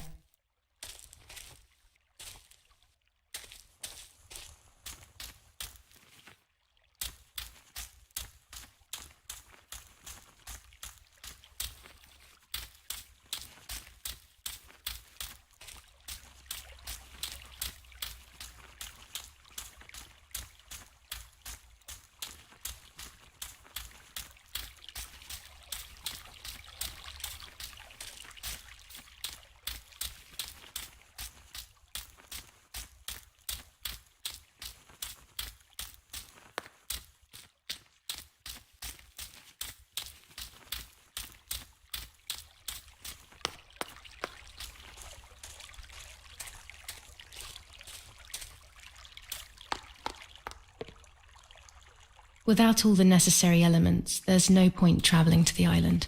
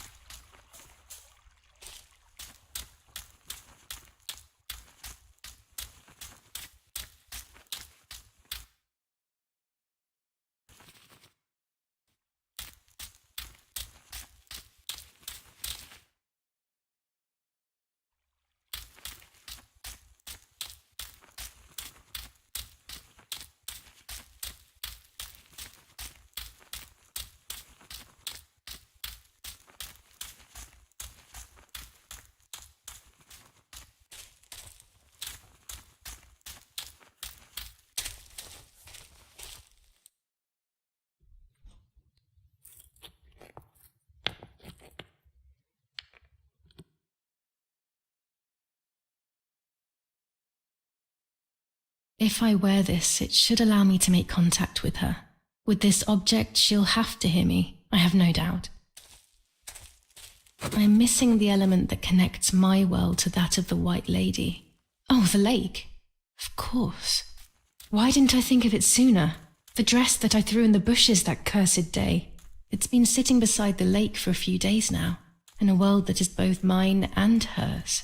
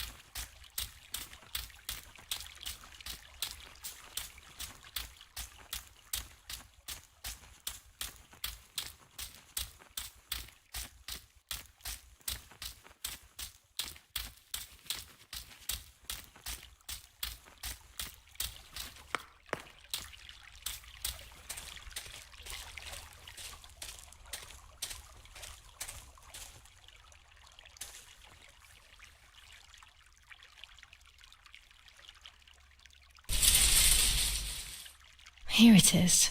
I hope it works.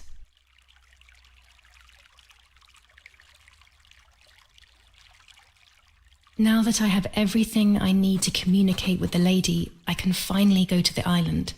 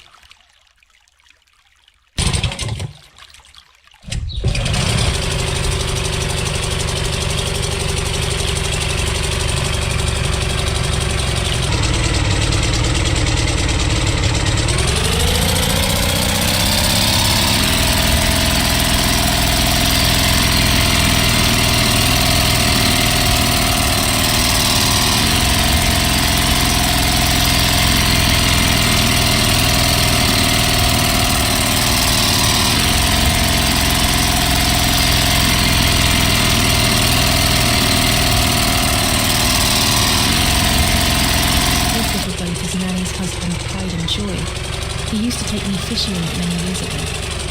I don't understand why Mother never wanted me and Martha to use it.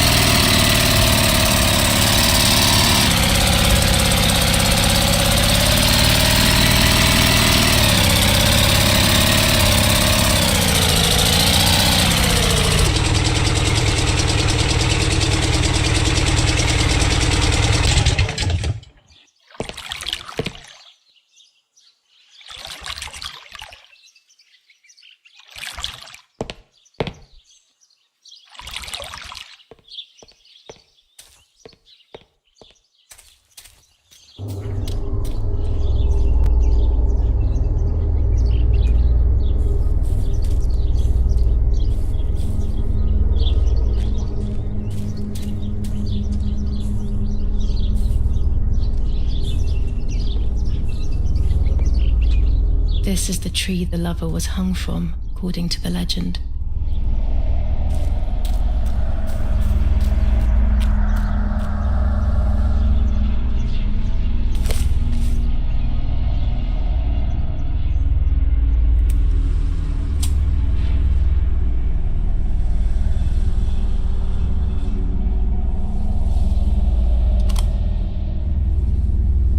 film. It's the one that I was taking out of the camera just before I discovered Martha's body. It should contain shots from before that moment. With a bit of luck, one of the shots has captured the moment of Martha's murder. I will then finally have an answer. Was it really Mummy? I will develop it as soon as I can, but now it's time to speak with the White Lady.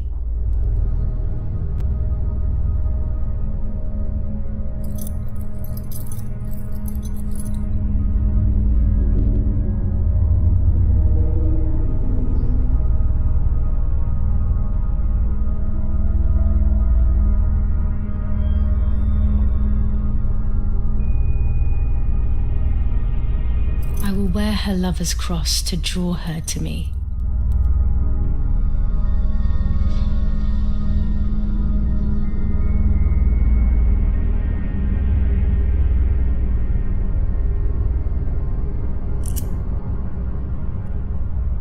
A lock of my hair to enter into her world. I will use the tarot cards to communicate with her. The first 10 will be used like I did with Nanny. Once 2 cards have been chosen, it should begin.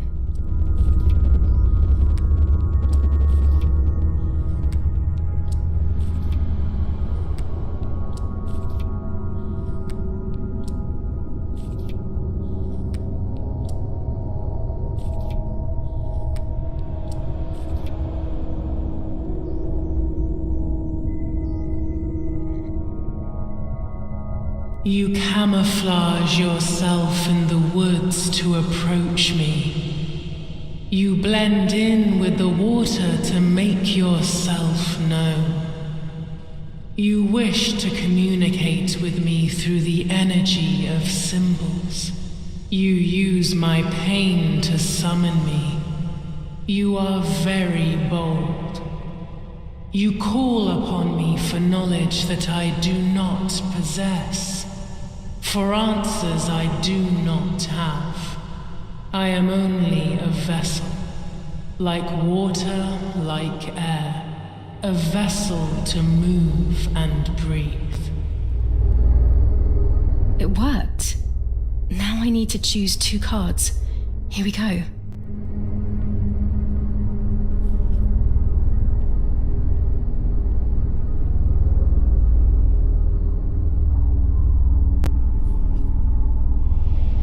Part of our soul embraces the people we love. It is then torn away from us when these people disappear. The wound is deep and it cannot heal. Faith vacillates. Death causes fear. But the church is a safe place. It is home and mother to its children. Faith is the light. Do not lose it. Finding it again is almost impossible. I lost it in sorrow, and without time, I am lost in the dark.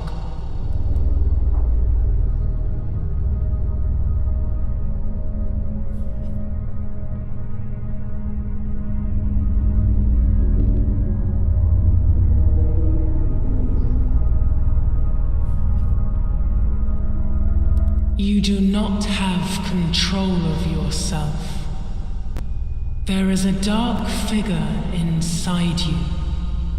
The wounds are feeding it. It will do things you do not like. It will use your desires, your guilt, the darkest parts of your conscience.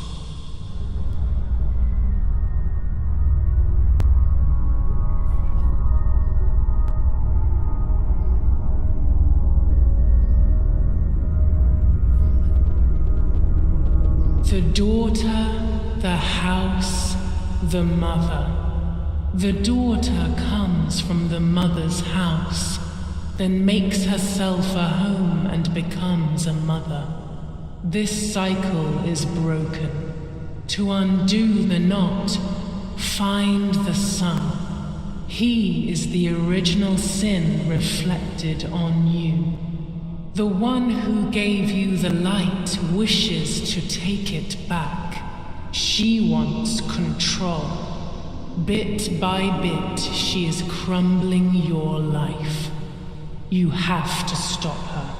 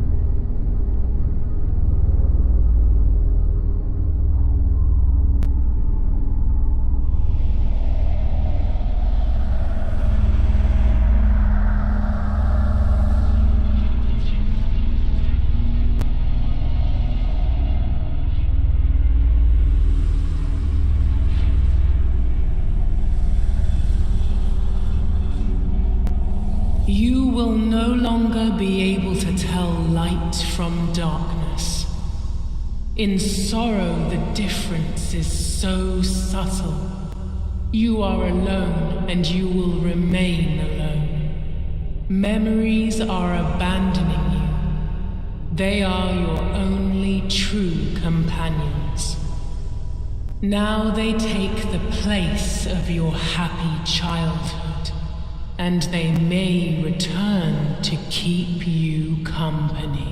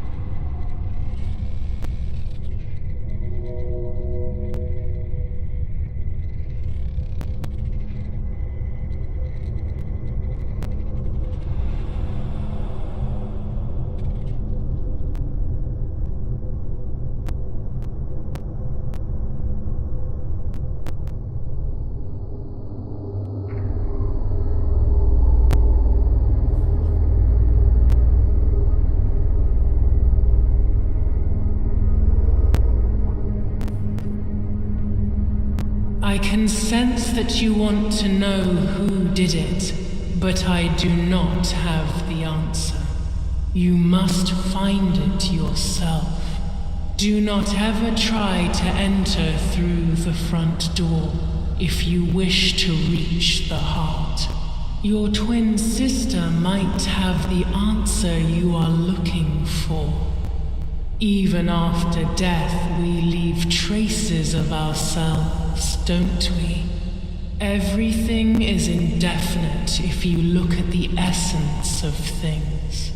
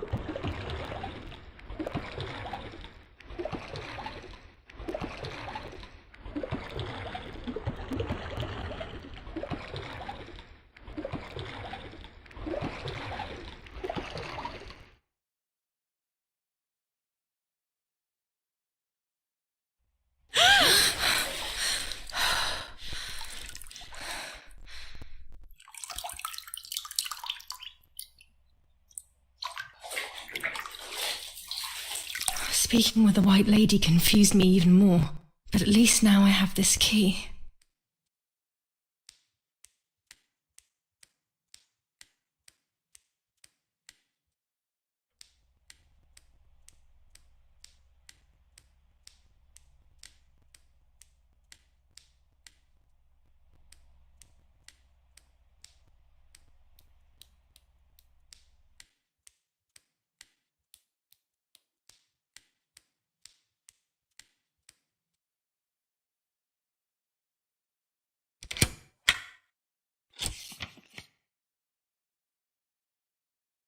July 16th. Dear sister, I entrust my secrets to this letter. If you are reading it, things have gone as I thought they might, and I am no longer there with you.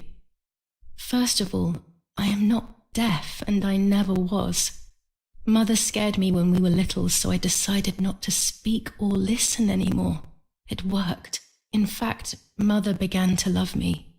They also found a scientific explanation for my deafness. Neurological damage caused by excessive pressure exerted by the twin during pregnancy progressively led to hearing loss. And like that, my decision was also transformed into a fault of yours. So I must put it right. Do I have any other secrets? Unfortunately, yes, but a letter is too cold for such matters. Now that you know that I can speak, please go to the dark room. I have a hidden recording. Listen to it and you will hear my voice. Farewell, Martha. Why all of this madness, Martha? What else have you been hiding from me? You deprived me of your voice for more than 15 years. I can't wait to hear it now.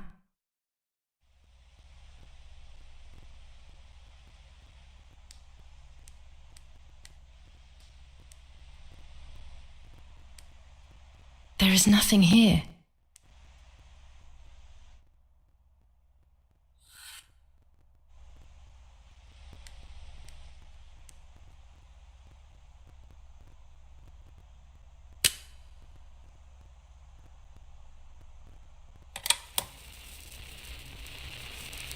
Hi, Julia. I know that this will seem absurd, but this is me and this is my voice. We're equals in this sense, too. Well, it's obvious, really. I've basically always spoken, and you were my voice. I'm going to meet my fate, so I don't want there to be any more secrets between us. I have to tell you that I'm pregnant, Julia. I'm pregnant with Lapo's baby. We had sex, and I never had the courage to tell you. I was so afraid of hurting you. I'm so ashamed. And now, how can I ever bring this child into the world? The baby is starting to show. Could you tell? That's why I'm no longer getting undressed in front of you. But for how much longer can I hide it? Yesterday, you asked me to go to the lake together early in the morning. You, the sleepyhead. Early. I asked you to switch beds with me, like we used to when we were little girls. I got up at dawn and didn't wake you. I put on one of your dresses.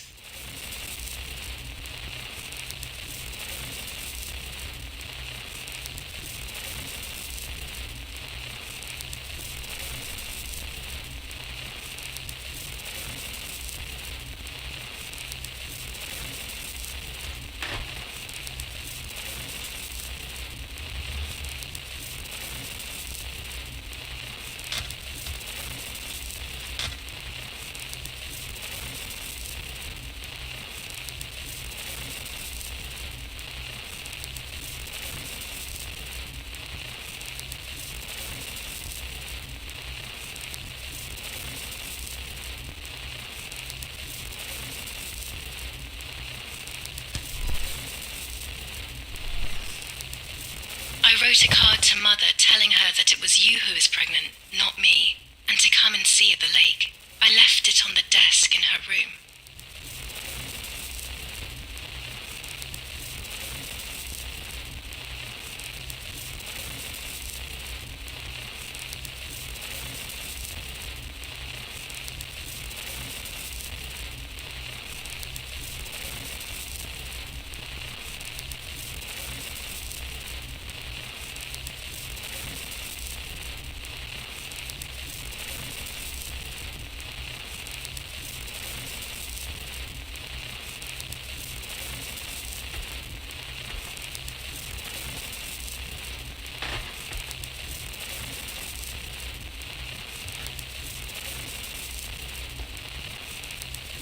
Then I felt the need to talk to you, and I remembered the recorder in the dark room.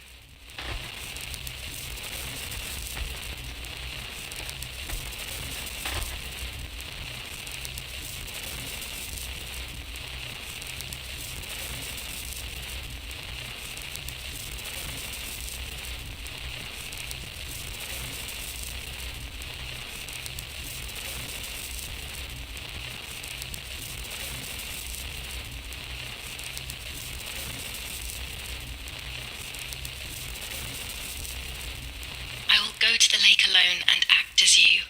I will tell her everything you never had the courage to tell her. I will be your voice. I know how much she's made you suffer over the years. Unlike you, I remember all of the harm she has done to you, and it is my fault. Take my place, sister. You will live a better life, and I will be able to rest in peace, knowing that I at least tried to put right what I have done wrong. I will go now. My last memory will be the image of you sleeping peacefully.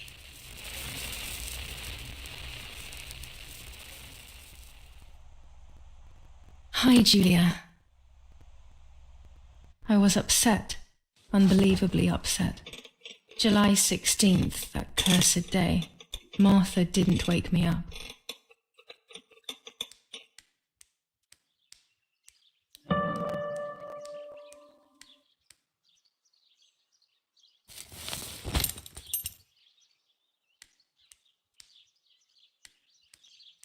Martha wasn't there, and we were supposed to go to the lake together. She even made her bed, which was unusual. I thought Mother woke up early, despite her medication, and asked her to do something. There was a dress missing from my wardrobe.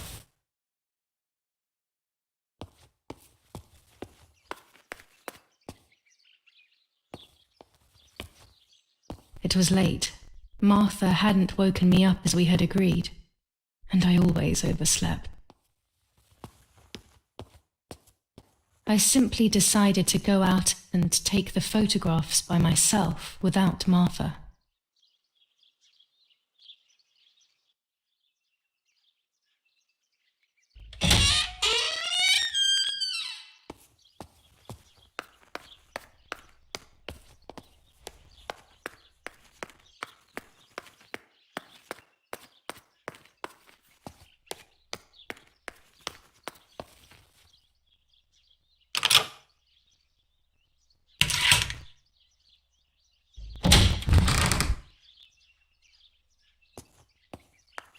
It was a foggy morning, but it was no longer dawn. It was a sign of something terrible.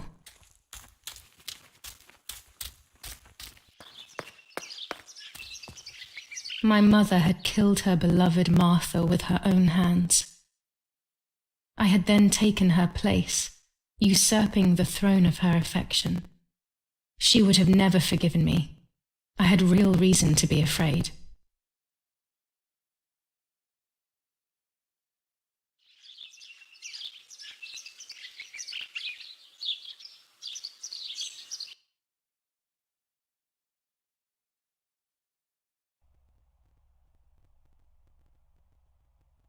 I searched for one of Daddy's pistols to defend myself. What a stupid little girl I was. In spite of everything, that roll of film still needed developing, even if it didn't prove she was guilty. I also wanted to search for proof of Martha's pregnancy.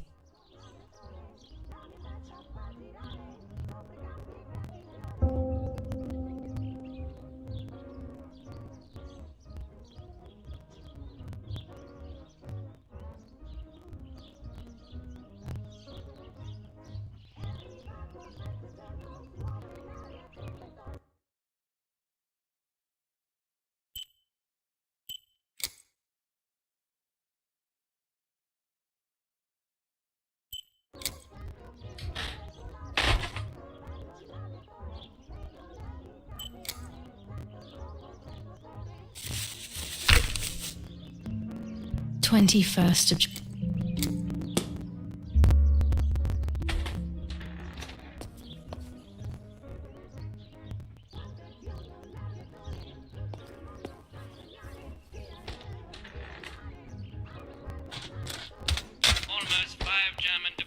face the troops of the 8th Army.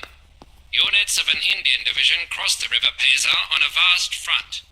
And the When it's advance not too sunny outside, the 200 ISO film works well.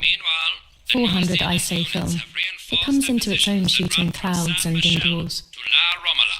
Near La Romola, the Michelangelo villa of the E family, where General K was staying, was bombed by the artillery. Telegram. I'll leave it in the letterbox. Have a good day. Another telegram of condolence. Isn't it a bit late? A farm was stormed and animals were stolen and killed.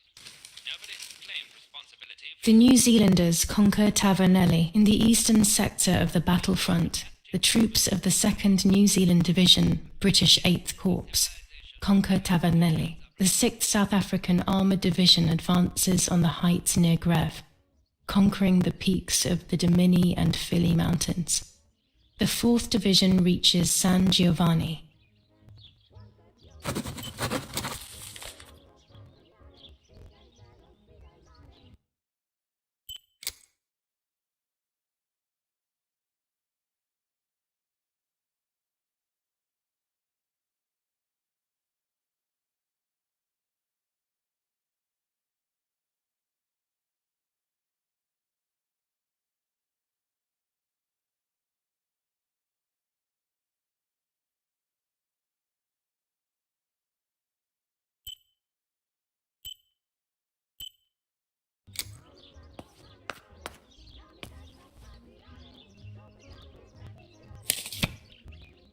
Dear Mrs. Irene K., following your call, we have received a telegram from Dr. D.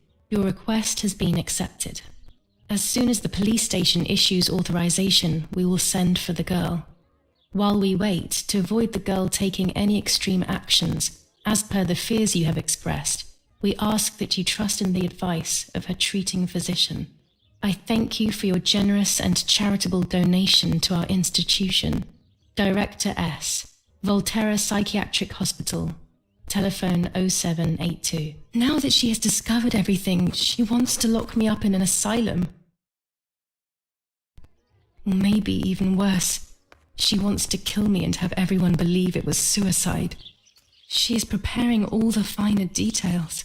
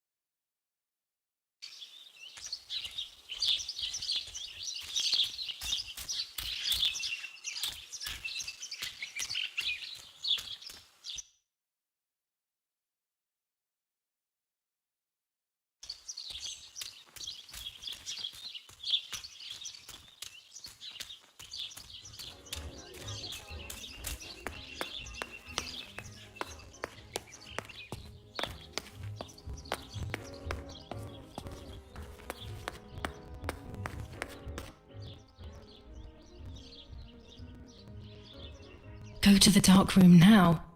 Not when she's around. I must stay as far away from her as possible. I could go to the cemetery instead to find out whether Martha really was pregnant or not.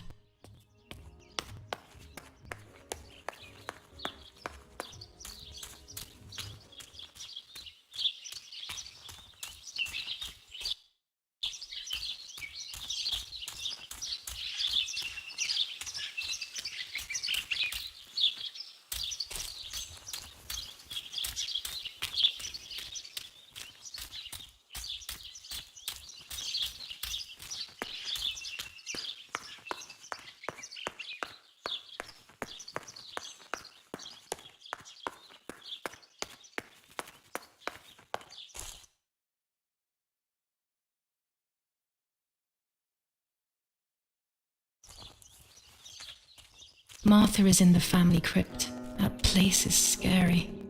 I don't remember, but Nanny told me we used to go there when we were kids, to see who was brave enough to go down the stairs. No one would ever go further than the first 2 steps. Now Martha's down there, alone, in the dark. She must be frightened.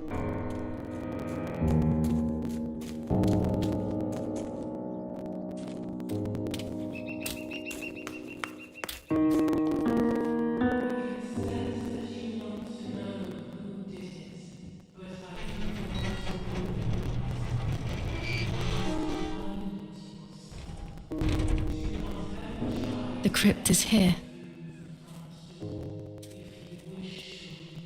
Not now. Let's hope the caretaker isn't around. That man gives me the creeps.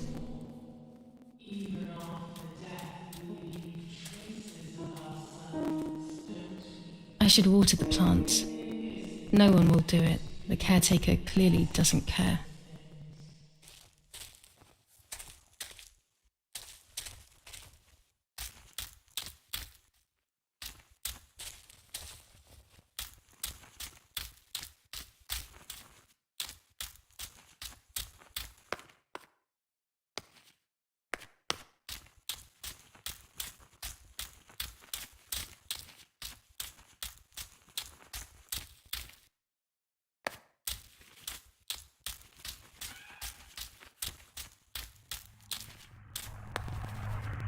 This door is locked, but I must get in. Maybe I can find something around here to break the lock.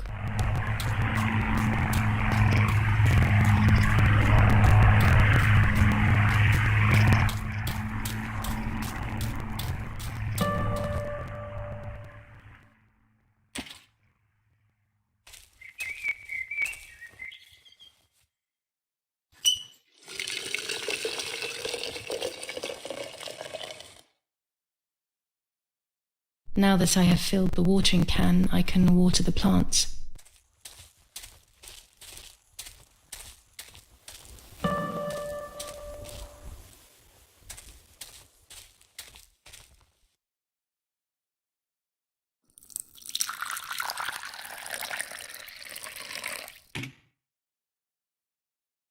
Lapo, if you were in front of me, what would I say to you? That I'm angry because you were sleeping with Martha? No, I'm not angry. I'm sorry that you kept everything hidden from me. It stings a little perhaps, but faced with your loss, everything is now meaningless. I'm happy that they buried you here. We'll be neighbours. I knew that Daddy would allow it even if you were fighting with the partisans. For him, this war is as stranger as it is for me. Goodbye, Lapo. We will meet again soon. It's time to look for Martha.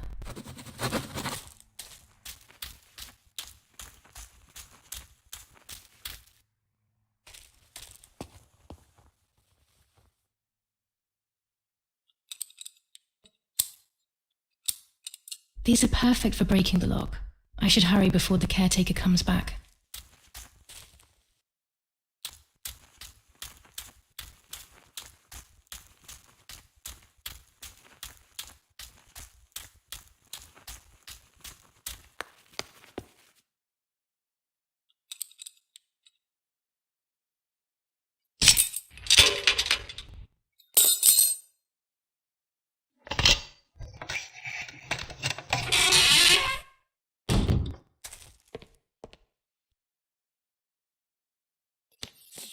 Enough. I can't go on like this any longer. I can't go on pretending. Everyone takes a side. I find myself siding with my family, but I'm not sure whether it is right.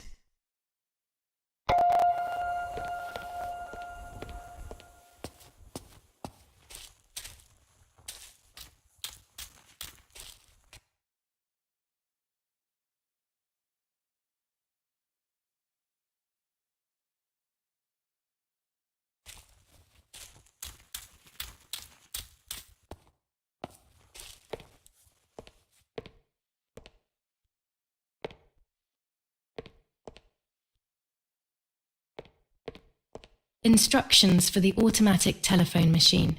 For example, if you wish to call the number 0573, pick up the telephone from the hook and bring the receiver to your ear.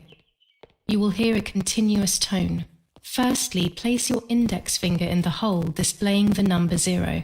Turn the disc clockwise until it stops. Let the disc return freely to its resting position. Repeat the same steps for the numbers 573.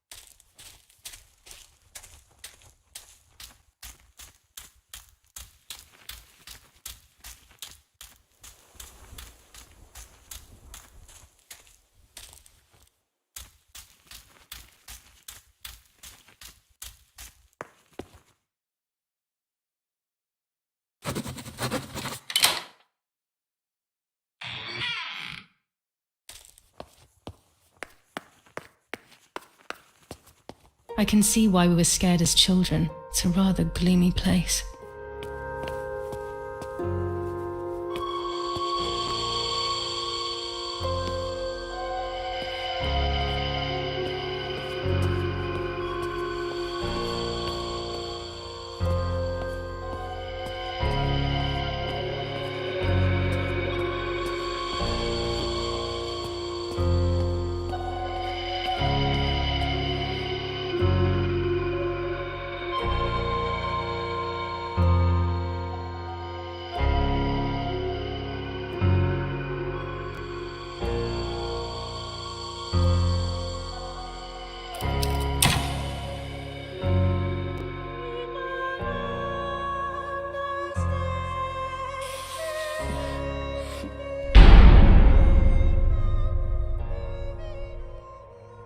May God forgive me for what I'm about to do.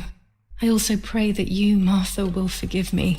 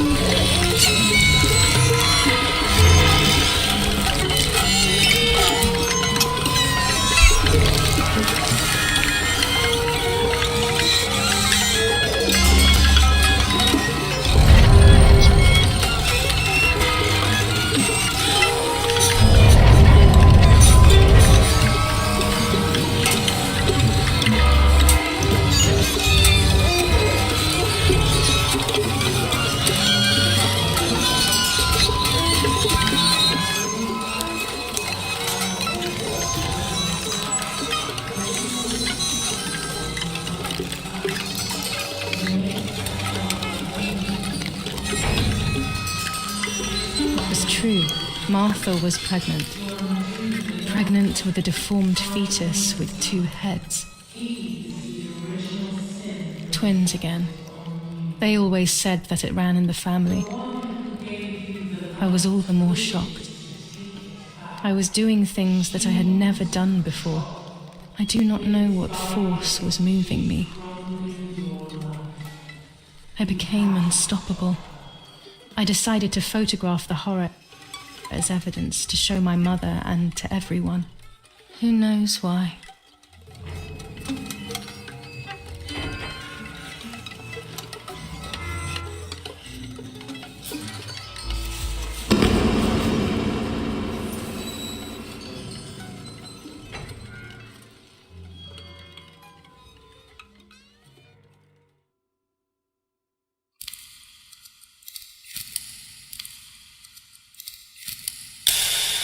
Enough now. I will torture you no longer. I will come back to fix you, and I will stay and take care of you. We will spend so much time together. I love you, Martha.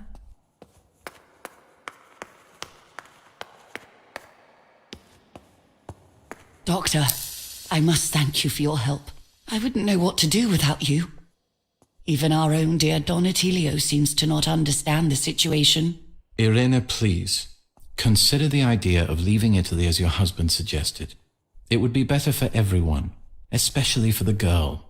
I fear that nothing will make her better. Her father doesn't want to accept it.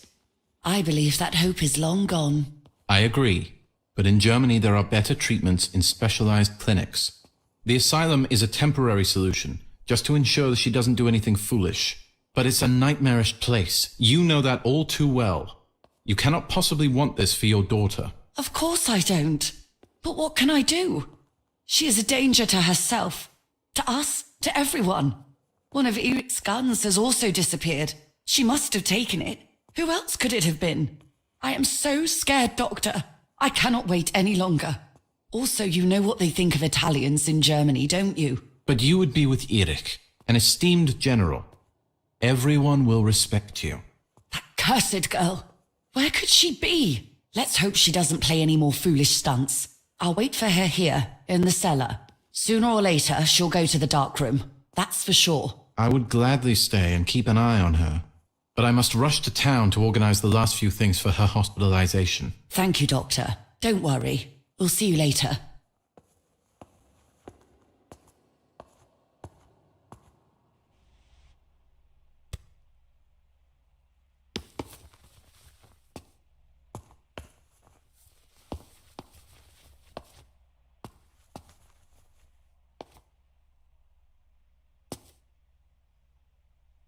She's sleeping.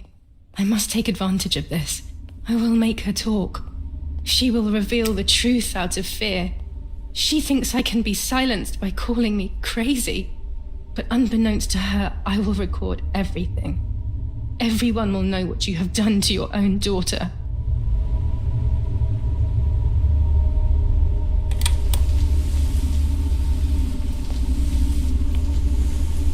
I would make too much noise and wake her up.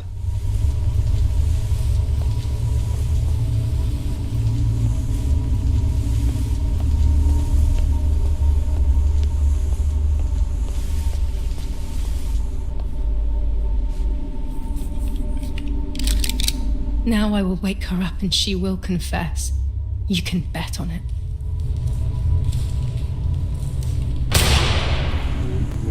What are you doing, my daughter? Why do you want to ruin your life? I'm sorry. It wasn't me who just shot Mummy. It wasn't me.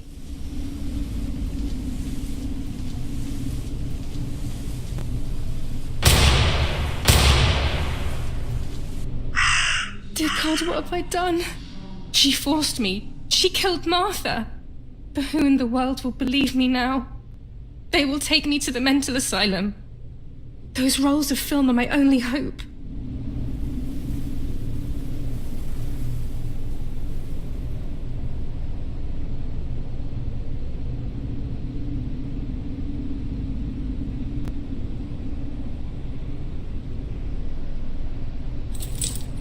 So that's who had the keys to my childhood bedroom. I could have guessed.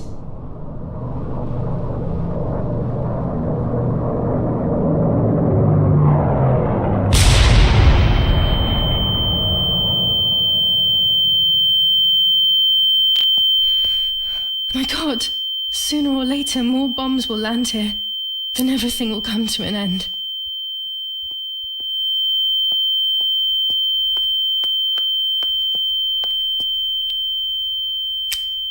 Damn, the power's out. It's impossible to develop that roll of film now.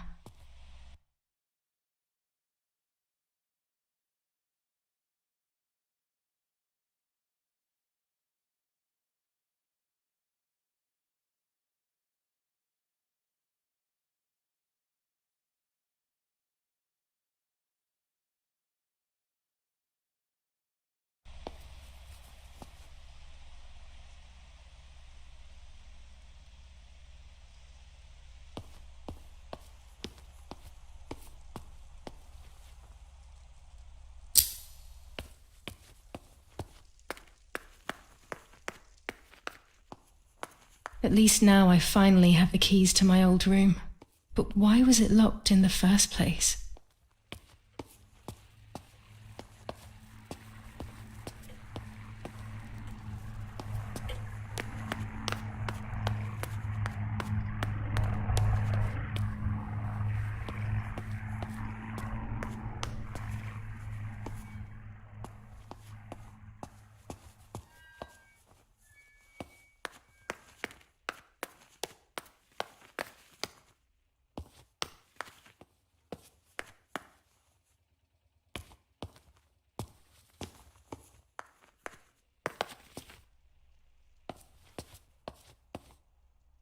Finally, I can enter my room.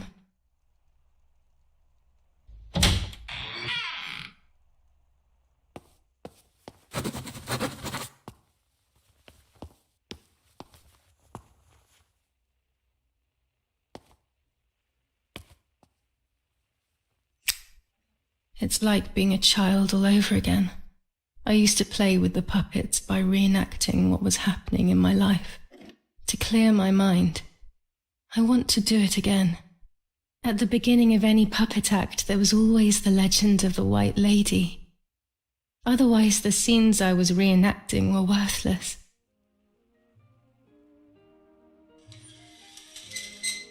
According to an ancient legend, the lakes of the area are haunted by the spirit of a young woman who was killed by the man she loved. A lover's nightly tryst by the lake. So much hope and desire, but death, not love, was awaiting her.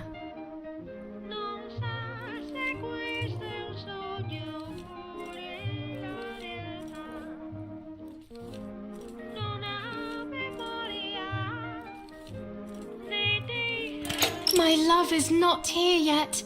I'll wait. Ah, what a beautiful moon tonight.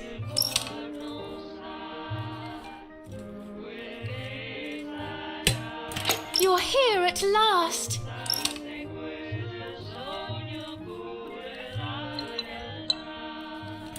What's going on? Why are you acting weird?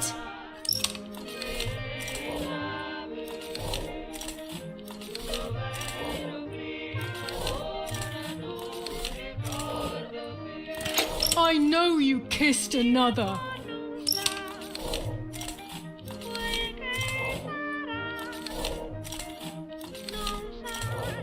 Are you crazy? I love you too much. The thought of you with another drives me insane. That's why you have to die.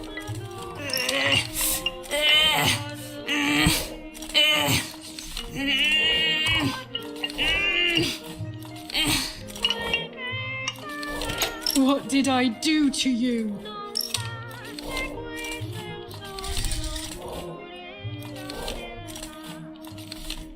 In despair, the man confessed he had killed her out of jealousy.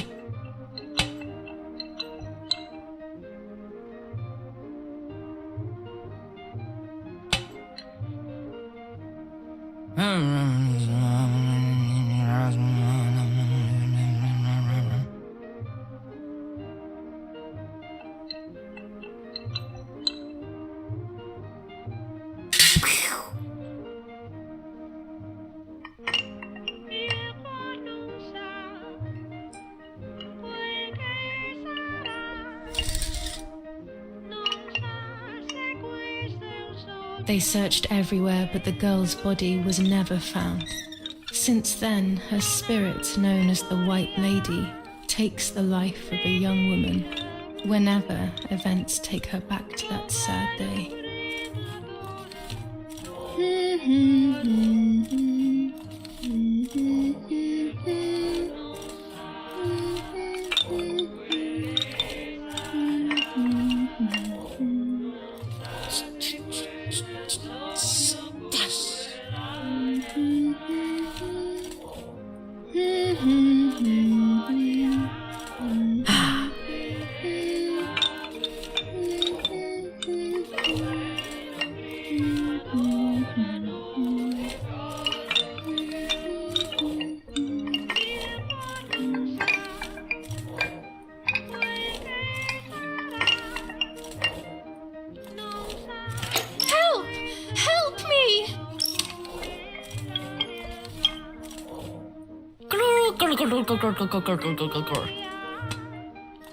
Now I can begin. First of all, let's clarify what happened the night before the cursed 16th of July.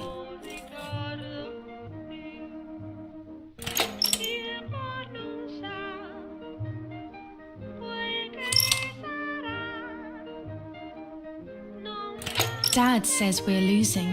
What will happen if we do?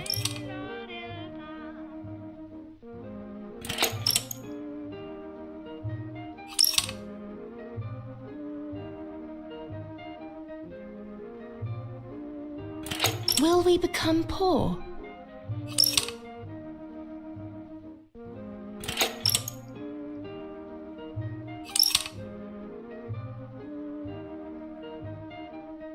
Do you want to come with me to the lake tomorrow?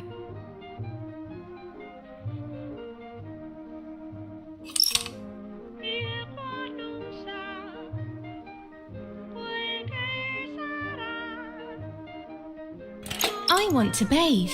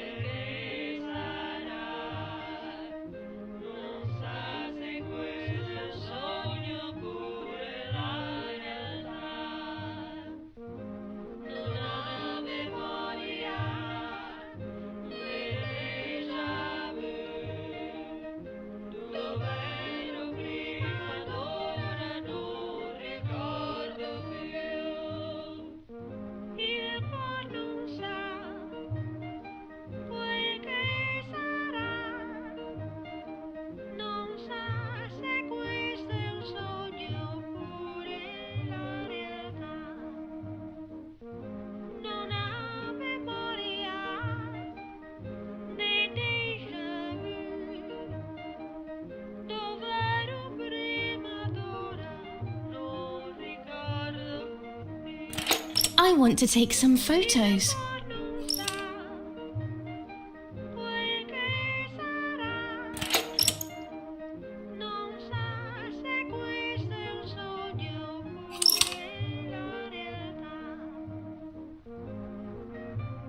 Let's go at dawn. Mummy sleeps heavily anyway. You know she's been taking that medicine.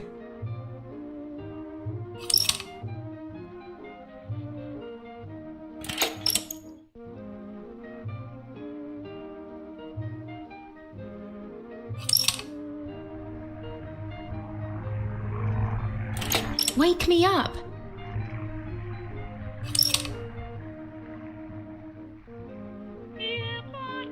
Did you see Lapo yesterday?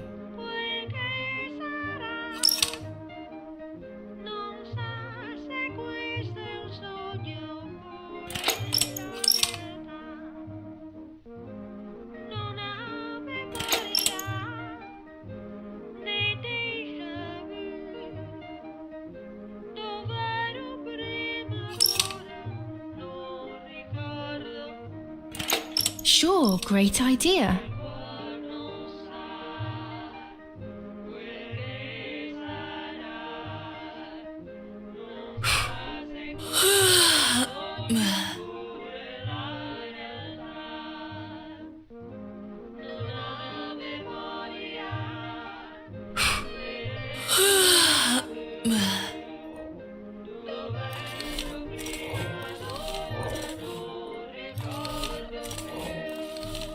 Yes, it happened like this. Then in the morning, Martha went to the lake pretending to be me to show her pregnancy. She knew Mother was going to follow her down. Now I can only guess what happened when they met at the lake.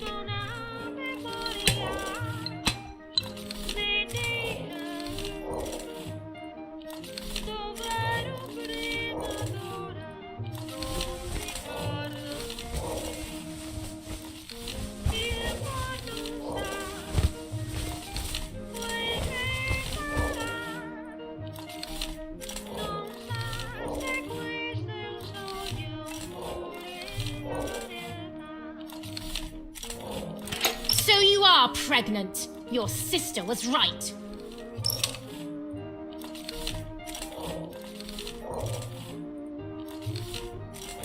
What do you want from me?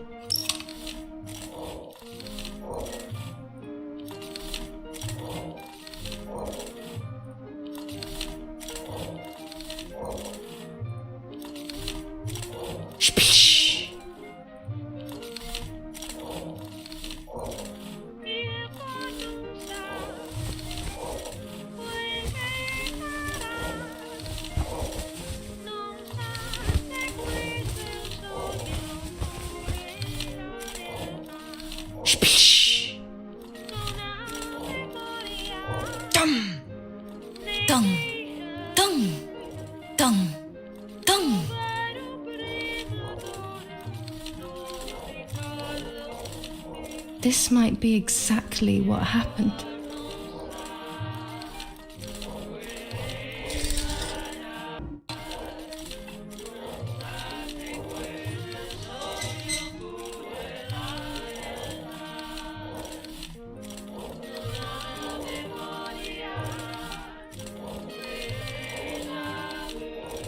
Shh.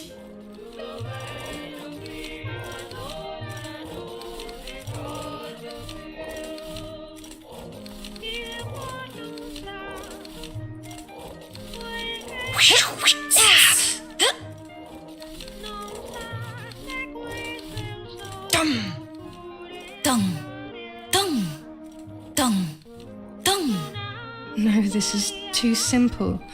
It can't have happened like this.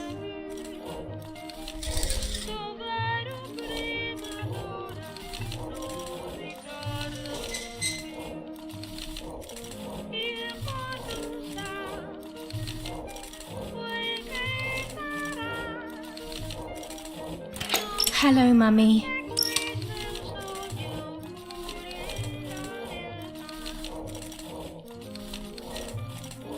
Take off your clothes. I want to see your shame.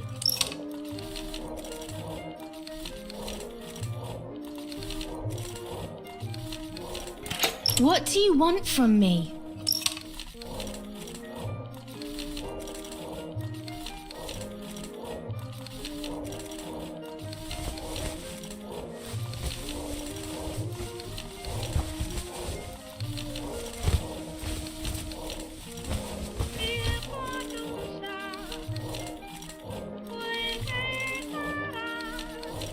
So you are pregnant. Your sister was right.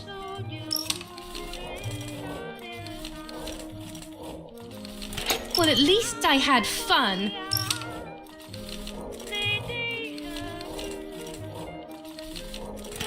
I'll punish you for this, whore.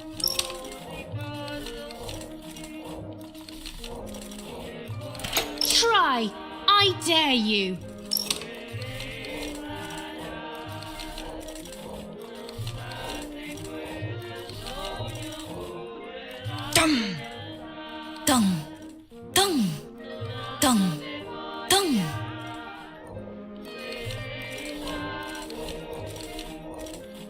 This might be exactly what happened.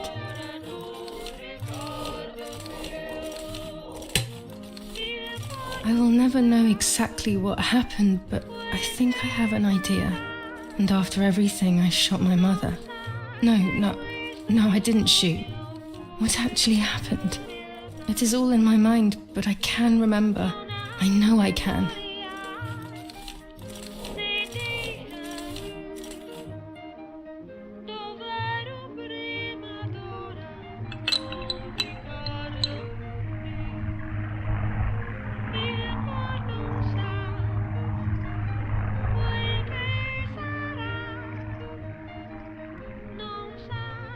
A little arm.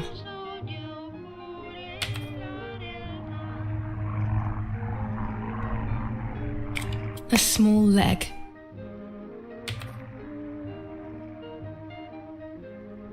And another little arm.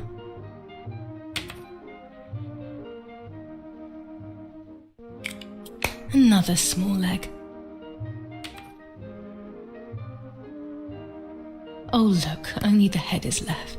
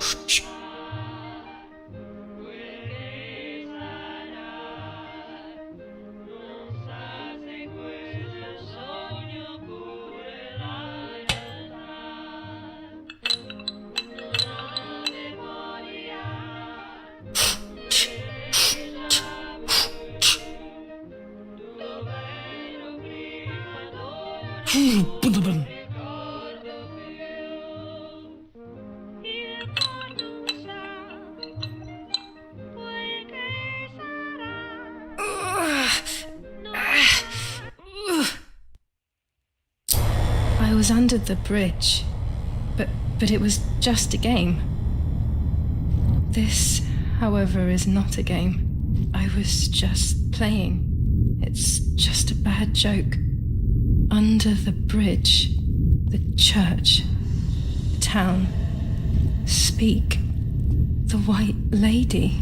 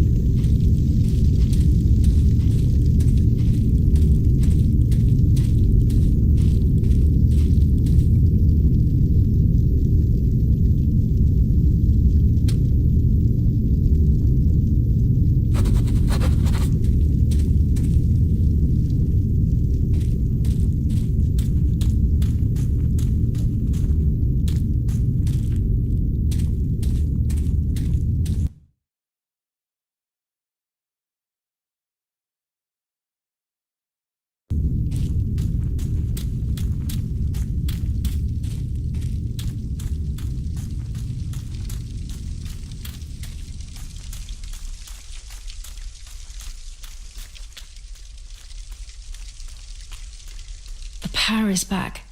Now I can develop the role and hopefully have my questions answered.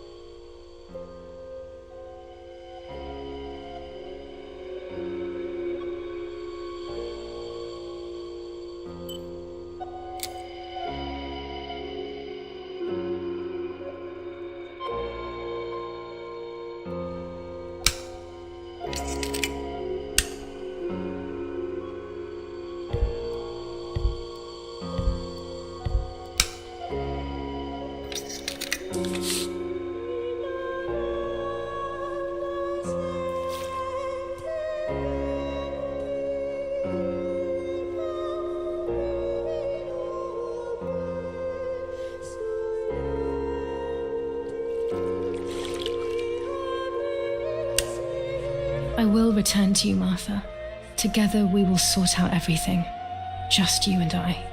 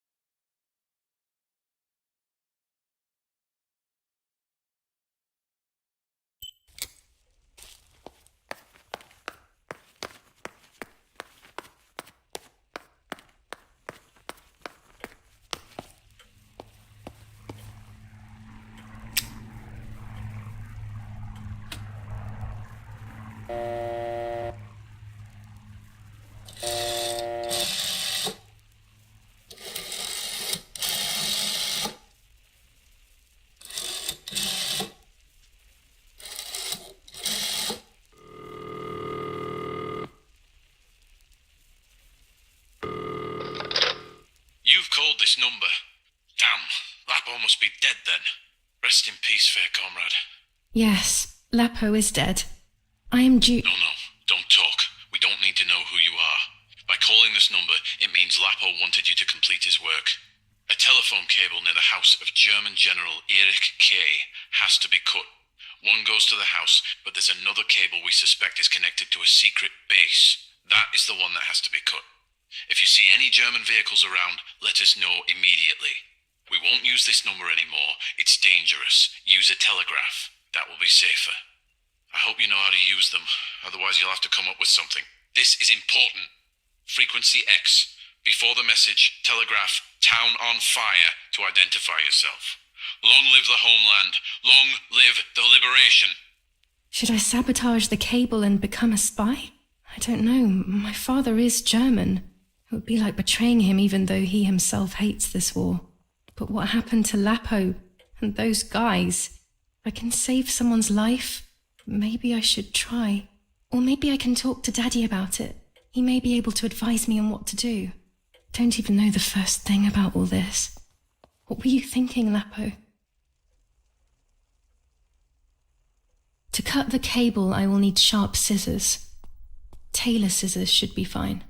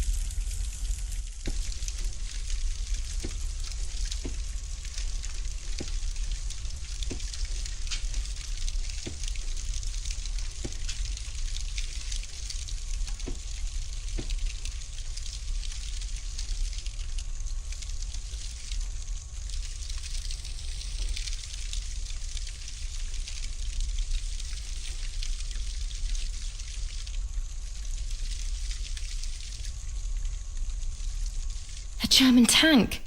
I have to report its location via the telegraph hidden near the cowshed. Daddy probably asked for a garrison after all that has happened. I should report its location via telegraph.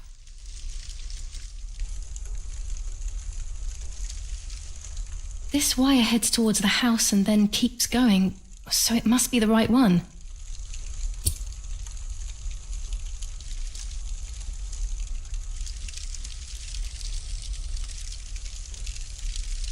Now all that remains is to go to the telegraph near the barns.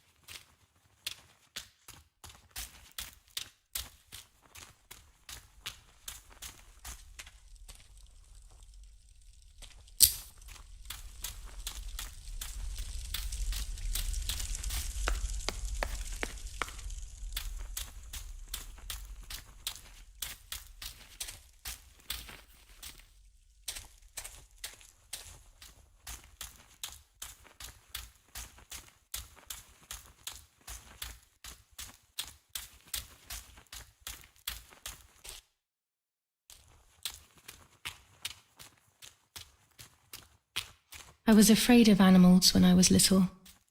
I never approached them alone.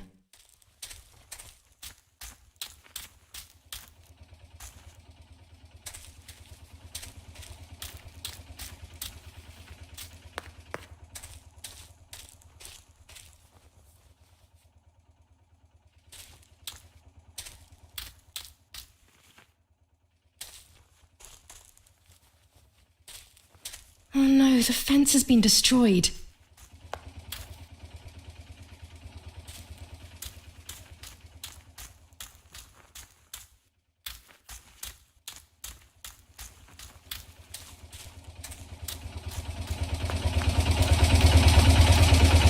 The telegraph must be hidden in one of these feed bins.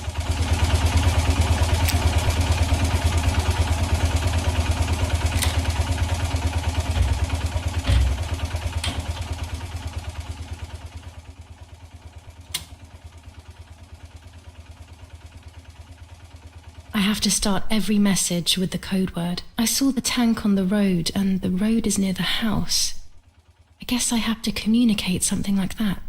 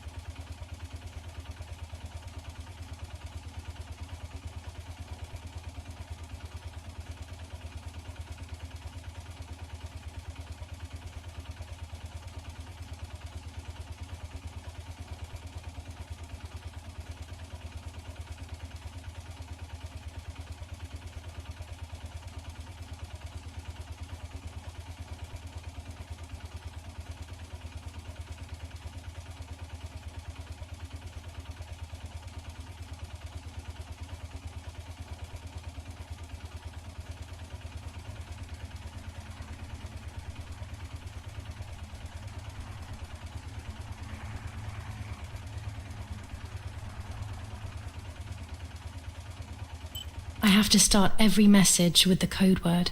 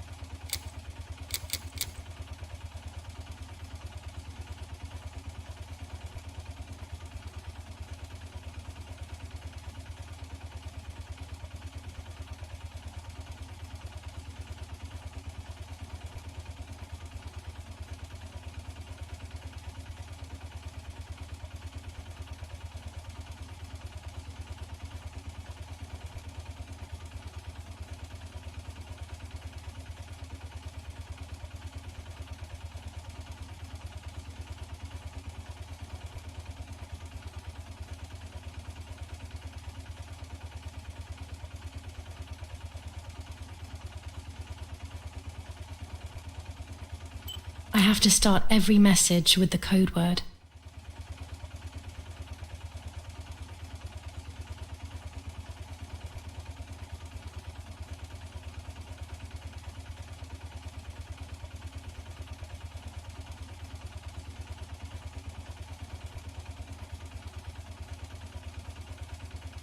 I have to start every message with the code word.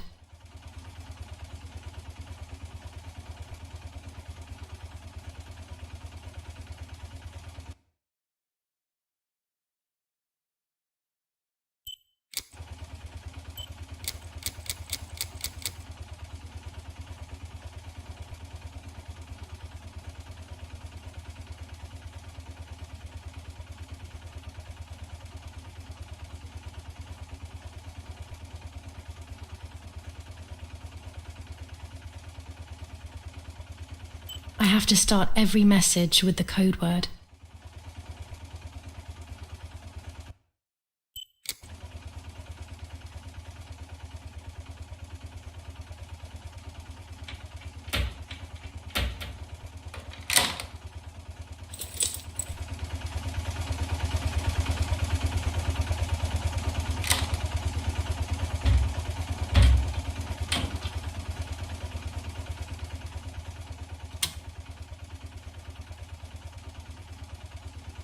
I have to start every message with the code word. I saw the tank on the road, and the road is near the house.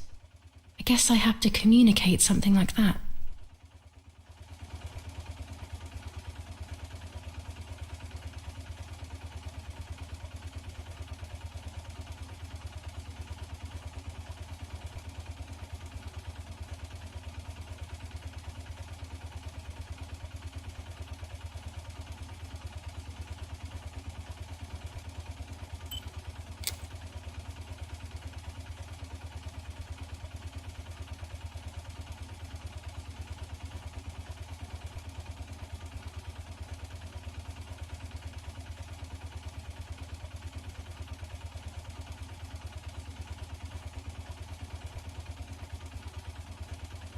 I have to start every message with the code word.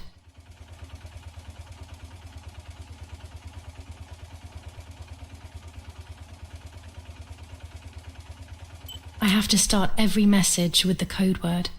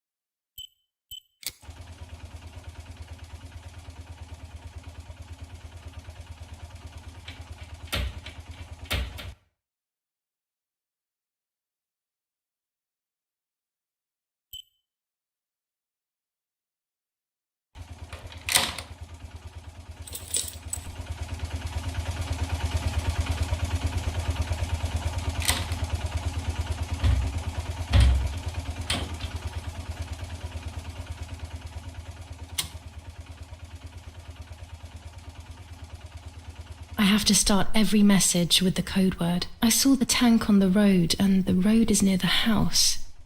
I guess I have to communicate something like that.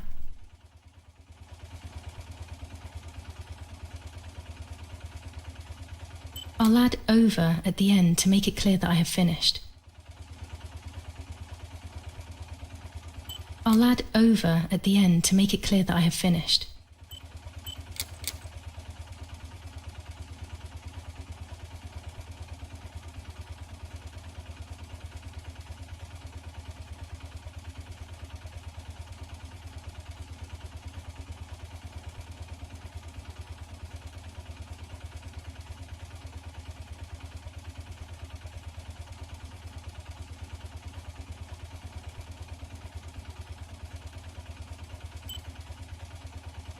I have to start every message with the code word.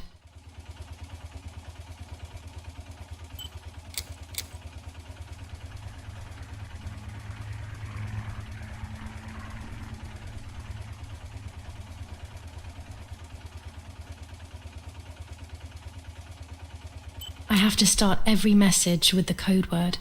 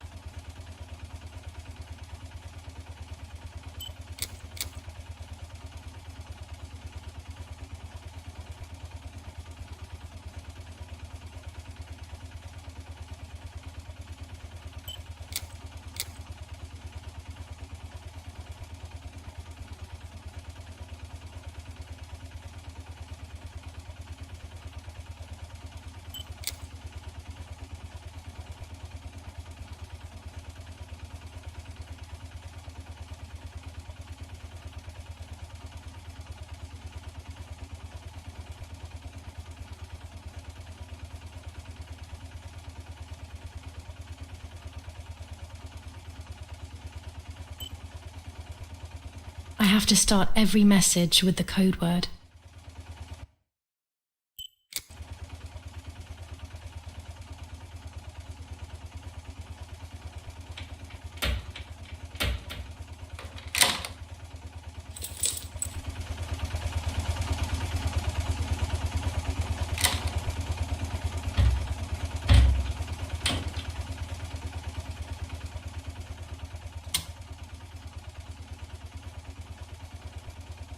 I have to start every message with the code word. I saw the tank on the road, and the road is near the house. I guess I have to communicate something like that.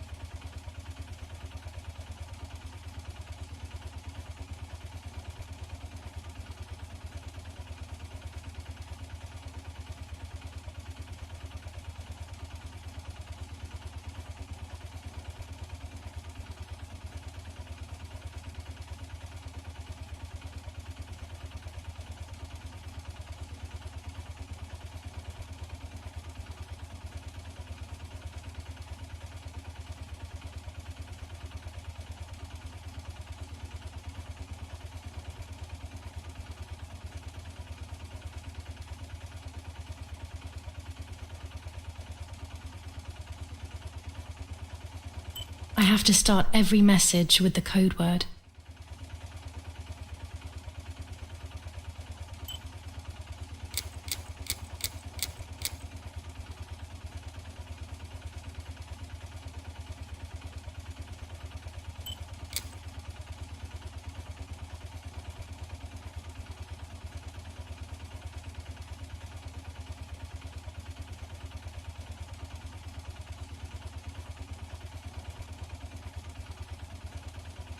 I have to start every message with the code word.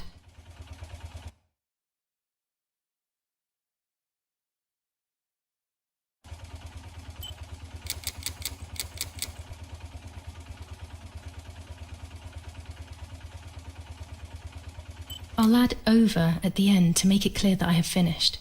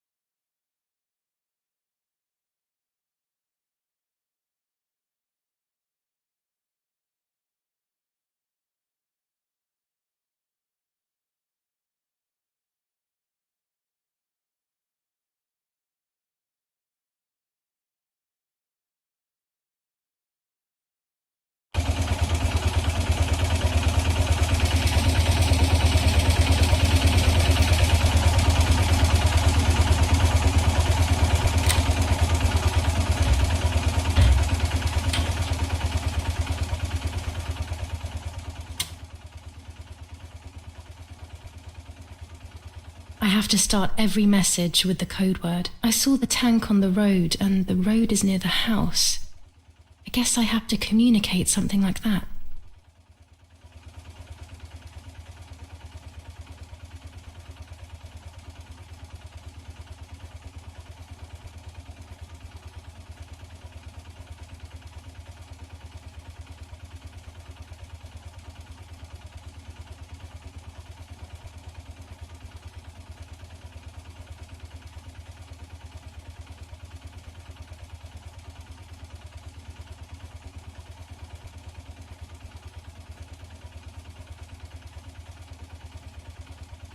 I'll add over at the end to make it clear that I have finished.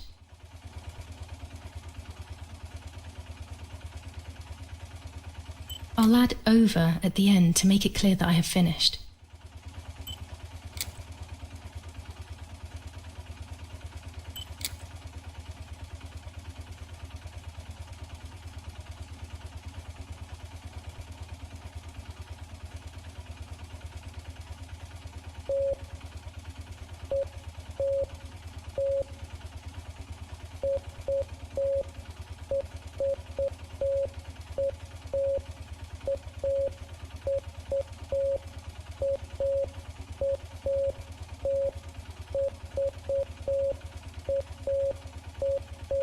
Damn it. I got the length of the sound wrong. I'll try this word again from the beginning.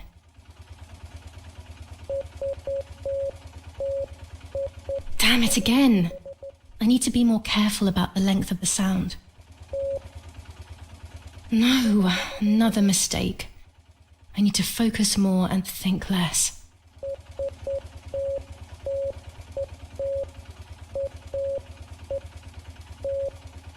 I need maximum concentration and complete mental silence, or I'll never do this.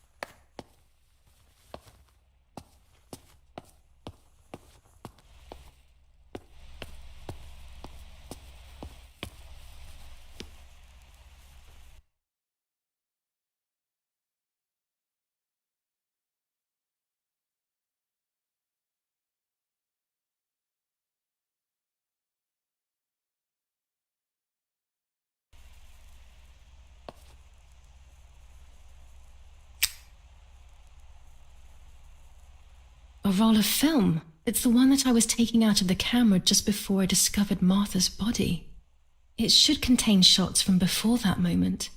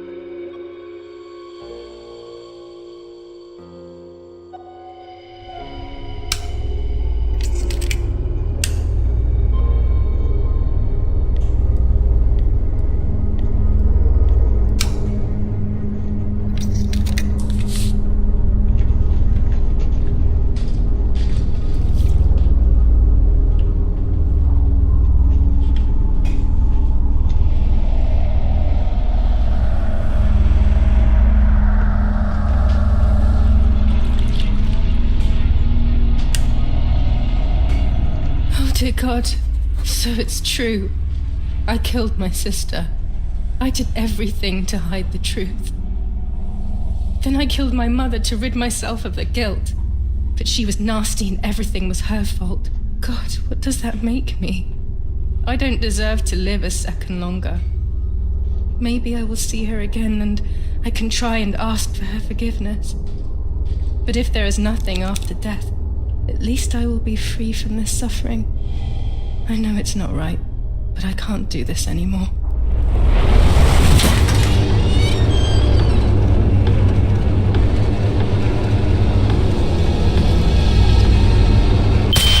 It was not easy to pull that trigger, but I did. Once again, though, I was not dead. They all died in the blink of an eye, as if it were the most natural thing in the world. But for me, it seemed impossible. When I fired, I unintentionally moved the weapon enough that the bullet deviated and hit my eyebrow. I was bleeding and there was a great pain above my eye. The voices grew distant, but nothing more. I fainted and then regained consciousness not long after. I woke up tied to a seat so tightly that I couldn't feel my hands or feet.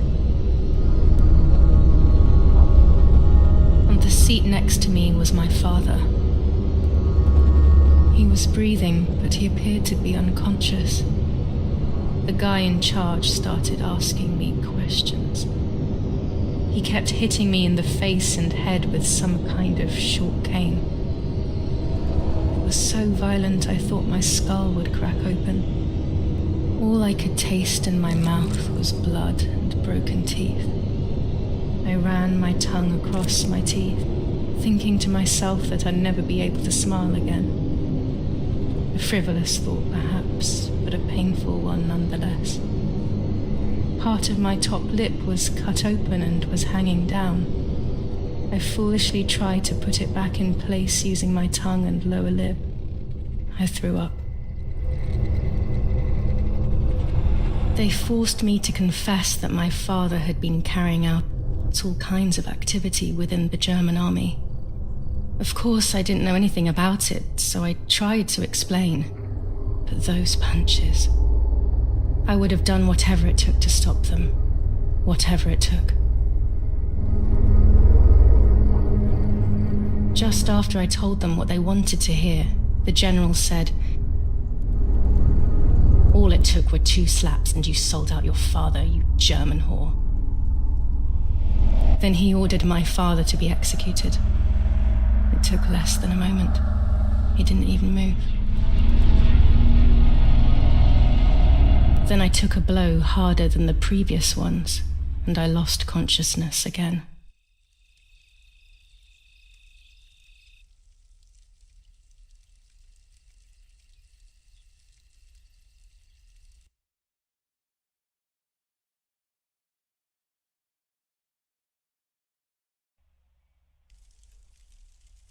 I woke up again on the ground, untied and completely empty inside.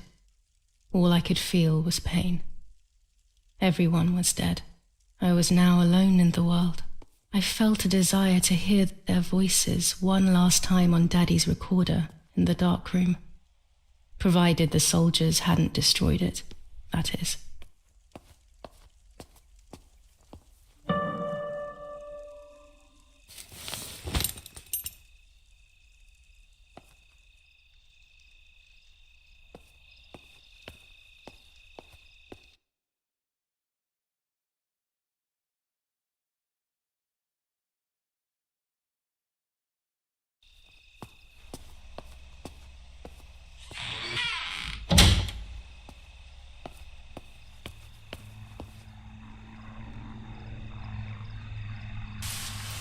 Now I will wake her up and she will confess. You can bet on it. What are you doing with your father's gun? It's dangerous. Stop it. Talk. Tell me everything now. Tell me what you have done. Okay. Calm down. I will tell you everything. I found that strange note when I woke up, and I immediately realized that something was wrong. Something was up with you aside from your usual quirks. I came to check, but you weren't in your bedroom. You had spoken about the lake, and I got worried, so I called your father, and we went to see what was going on. We found you sitting in your underwear at the side of the lake. You kept saying that nothing had happened, and you kept repeating things like that. I hugged you to try and make you feel better, but you did not speak again for days. What is happening to you? You should tell me what's going on. I'm not going to that loony bin. I would never have wanted this, but I'm afraid you will harm yourself further. You were really hurting yourself in front of the piano that night. What else could we do? You killed my sister and now you're afraid because I found out. So you're making up stories, aren't you? But I'm not falling for it this time. What are you saying? Your sister? Please, no. I was not well. I didn't know what I was saying. So many years have passed. You were little then. I thought everyone had forgotten that nonsense. Shut up. Don't speak. Don't say anything else. What are you doing, my daughter? Why do you want to ruin your life? I'm sorry. It wasn't me who just shot Mummy. It wasn't me. I didn't know who I was anymore. Everything had fallen apart. I was afraid of myself. My God, it was terrible. I had always been convinced that I was too good for myself, but then I had become my own enemy. I was the danger. What should I have done? I thought about the puppet theatre in my old room. There I could find something in myself, perhaps. So I rushed to go play with it again.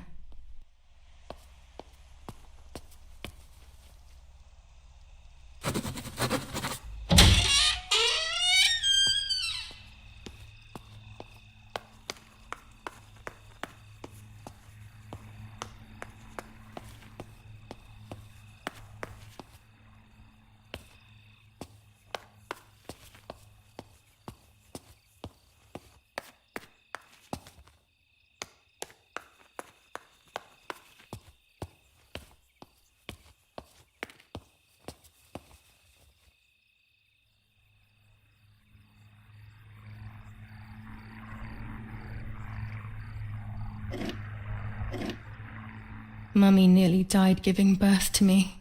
This is what remains in my memory of my mother's, nanny's, and father's stories. I remember little to nothing of my childhood at home. I have to try, though. Maybe the important events I should know are right there.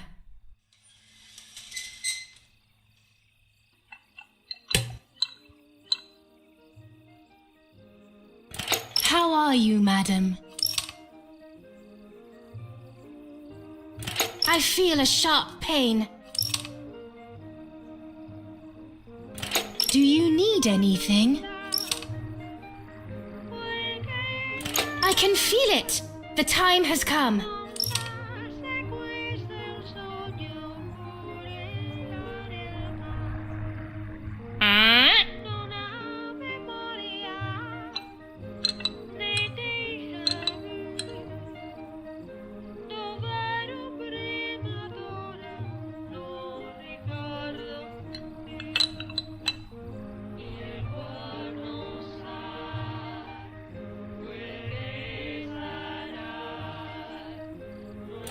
Everything is ready. Help! Something is wrong.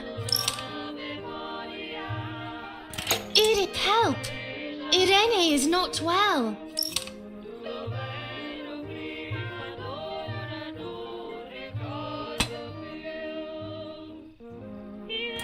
How are you, honey? I'm getting weaker and weaker.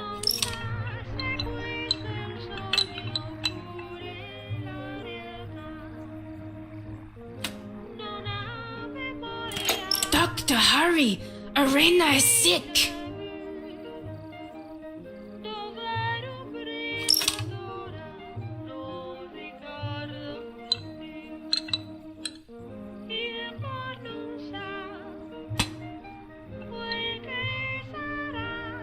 Don't worry, Irene. The pain you feel is natural. Push, Irene, push!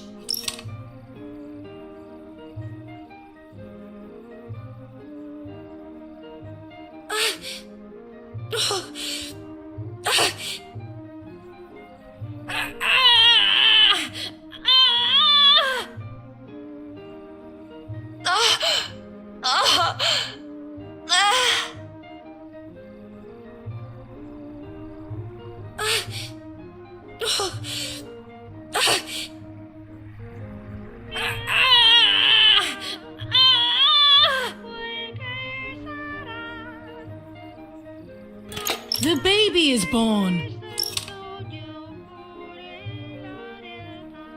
I feel sick. I feel myself wasting away. It's going to be okay.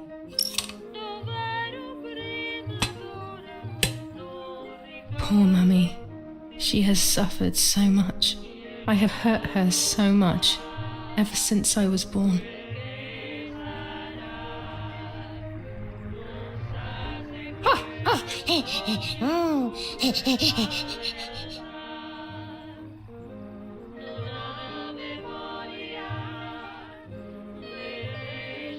Mummy, I'm hungry. No, it's not mealtime, you little nuisance.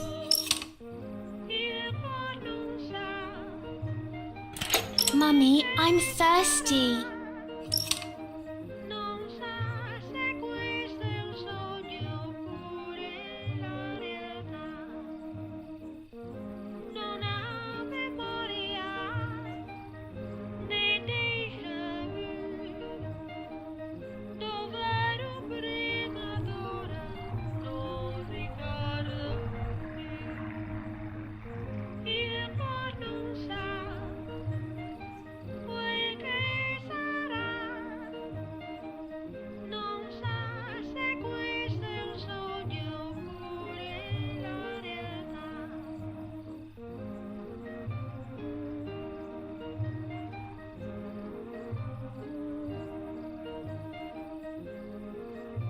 You just had a drink, whiner.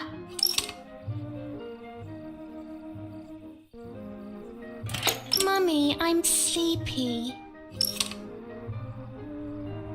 You can't sleep now.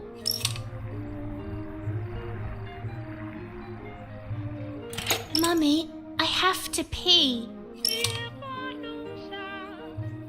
That's enough! Go to your room!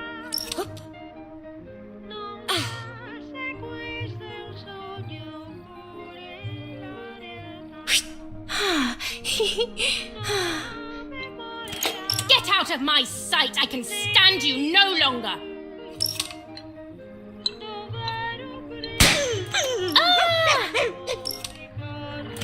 How dare you! I will make you pay for that!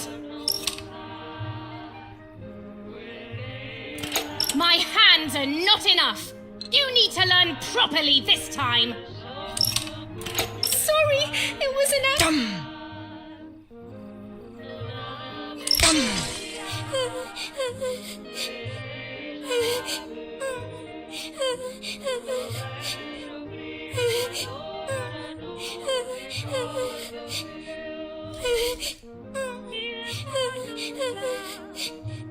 This is just a game.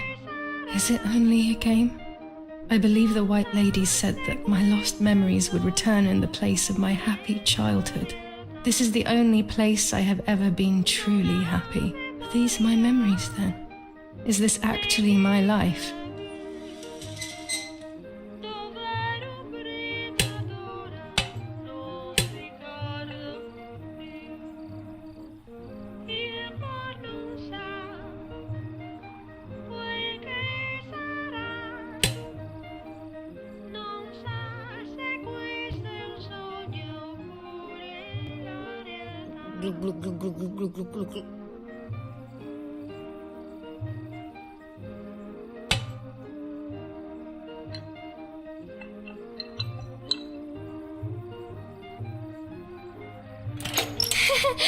What are you doing, Martha?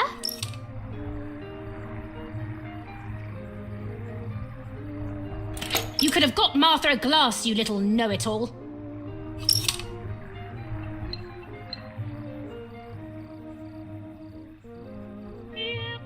Sorry, Mummy. Mummy.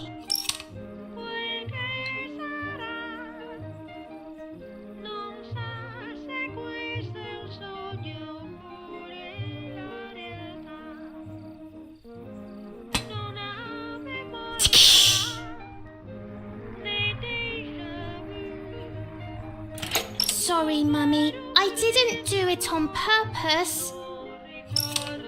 I don't believe you. You're trying to make fun of me. You did it on purpose.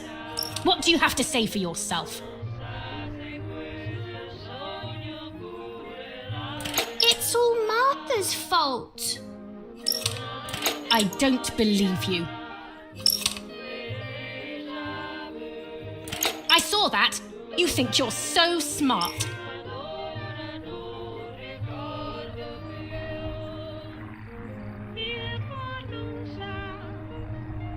That's not true. You didn't see me, liar, liar. Liar? To whom? Now let's see what happens to you.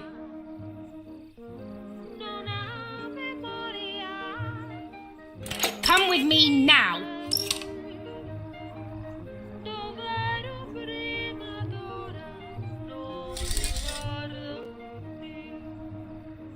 Sorry, Mummy.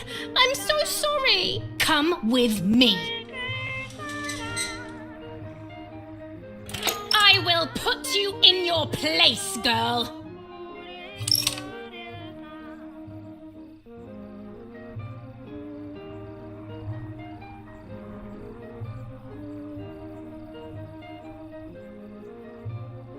Sorry, Mummy. I won't do it anymore. I promise. Too late. These false tears won't help you. Stay still.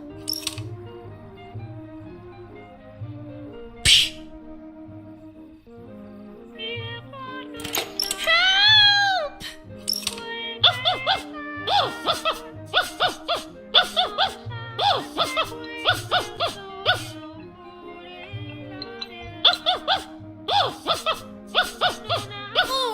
Now I'll make you want to bark. Leave my dog alone! There's no point screaming, stupid girl. No, Mummy, please!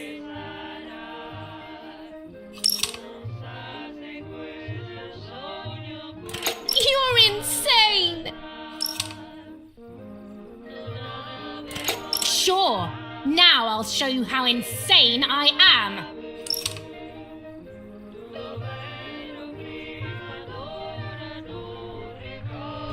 Help, Daddy, help! Screaming won't work. Your father is not here like usual.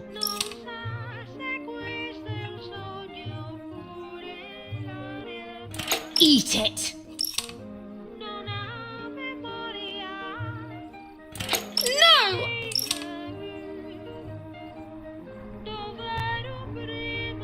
Eat.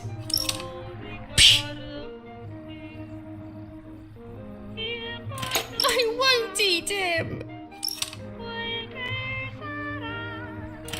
I said eat.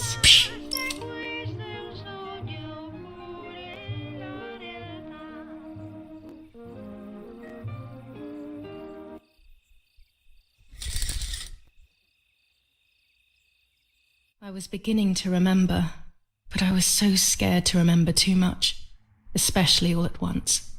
I didn't have time to guess exactly what happened. It was making me too upset. Pulling out those memories was like trying to pull out a tooth on your own. Almost impossible, and far too painful. The White Lady told me that the church is a safe place and home to its children. Don Attilio, my priest, I have to talk to him. I have to call him on the telephone.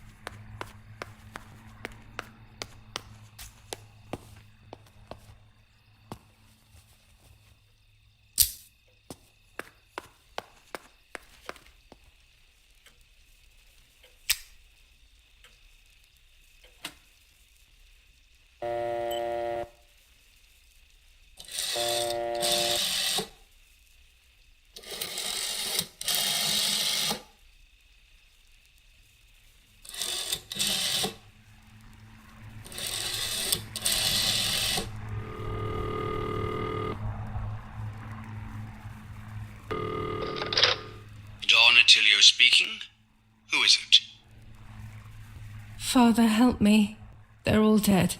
Daddy, Mummy, everyone. Julia, come to me immediately. Don't stay alone. It's dangerous. Come to town.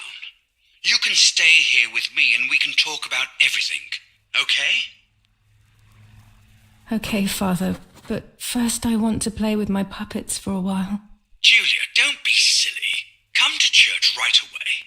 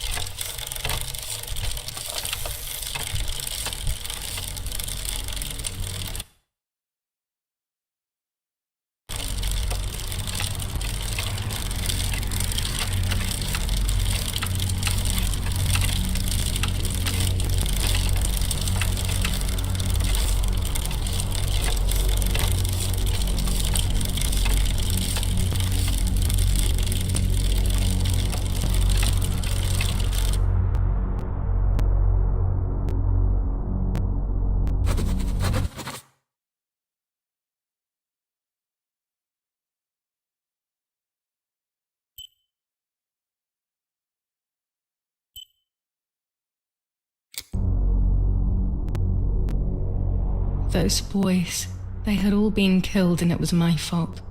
They were my age, and a few of them were our friends. I didn't think it would go like that, but wasn't it obvious, really? What was I actually expecting?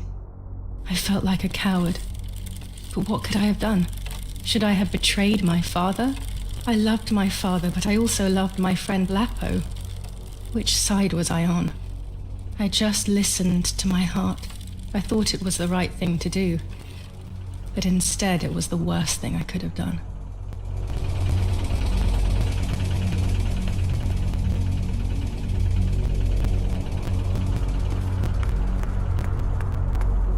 I didn't go anywhere near the soldiers, Germans or allies. They had all caused me harm. I didn't want to approach anyone, for any reason.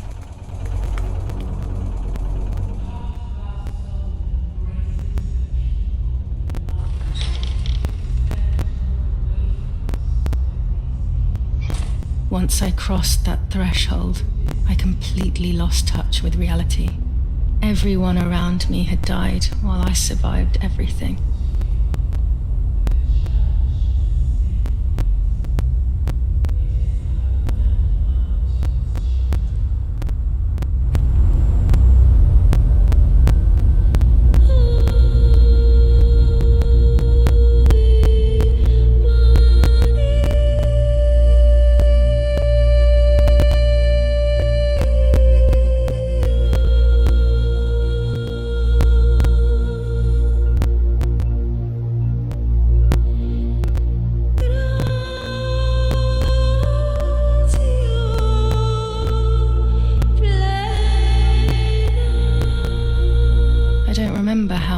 things went. I just remember a big light and then photographs were being taken of me. There was a man dressed in white, a doctor, I presume. He was asking me questions, but I didn't understand what he was actually asking me. He wrote something on a piece of paper and then 2 nurses led me away. I was in the mental asylum. Some women were talking to themselves, others cried. Some were even covered in their own filth. Others were violent and tried to hurt themselves any way possible. There was this one young woman who would pleasure herself all day long, incessantly, to the point where she would bleed. So they would tie her down to the bed screaming, cursing and talking gibberish for days on end. Once her wounds had healed and she was untied, she would just start again. That woman was me. They started to give me injections. What they gave me made my whole body shake. I broke my vertebrae and an ankle. I think it was called cardiazole or something like that. My body was like a fire that didn't want to be put out. When it appeared to be quenched, it would come back, even stronger than before. In the end, though, they won. I stopped screaming and masturbating. I stopped thinking. There was no longer any need for therapy. Something inside of me had died. But nevertheless, I insisted on carrying along this painful journey. I was stronger than I could ever have imagined.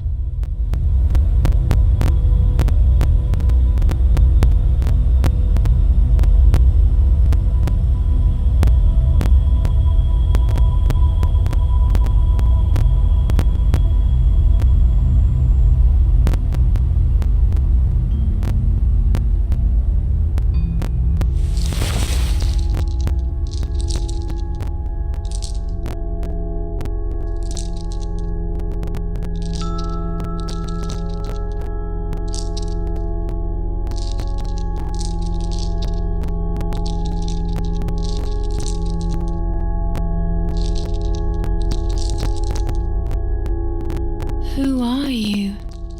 Wait. I want answers. Don't go away. Talk to me about Martha, please.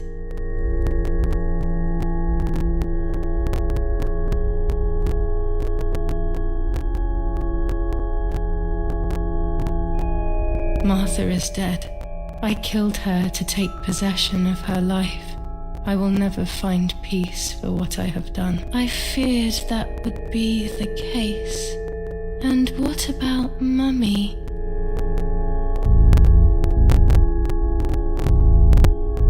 Mummy is dead. Nobody knows that better than I do, unfortunately. It's useless to try and deceive ourselves. Did I do what I think I've done?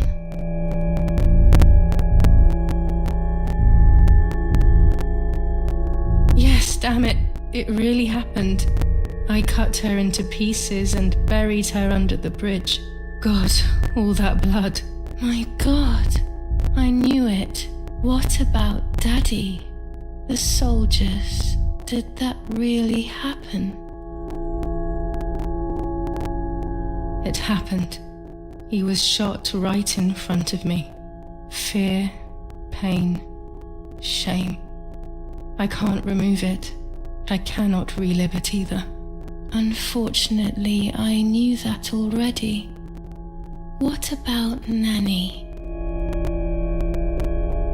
Poor Nanny. She really had nothing to do with it. But she died in our villa due to the bombings. We saved ourselves for some time by taking refuge at her house.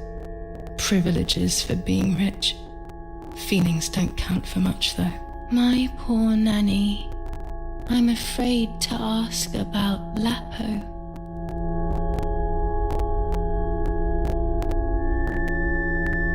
Lapo is dead. He was blown up by a landmine.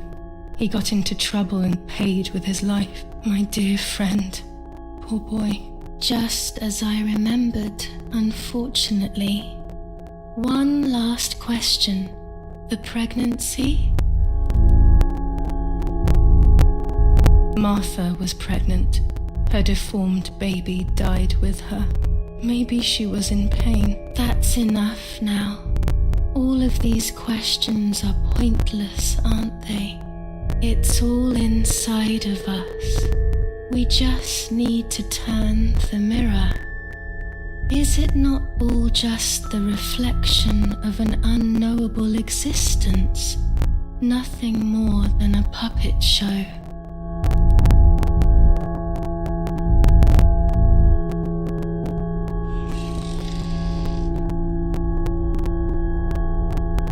Ready for everything with open arms, even ready to kill.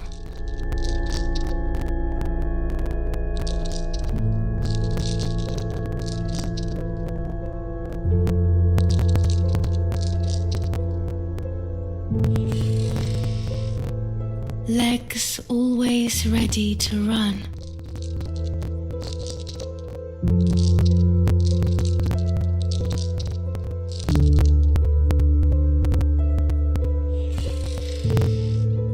The womb that conceived in sin.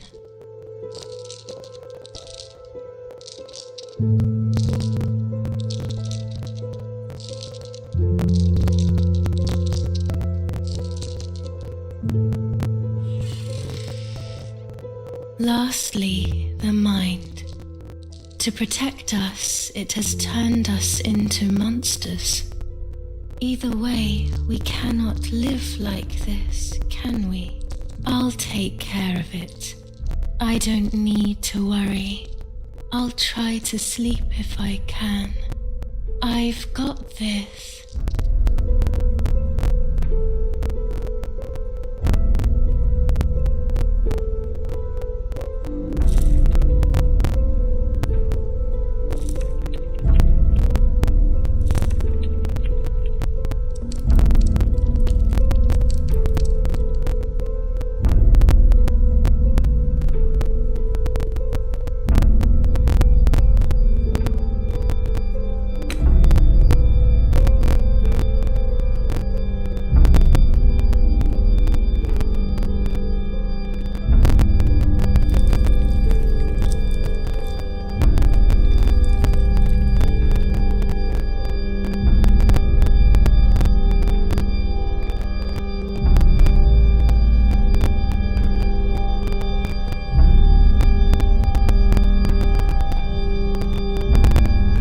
On the 26th of July, San Casciano was bombed and the church was destroyed.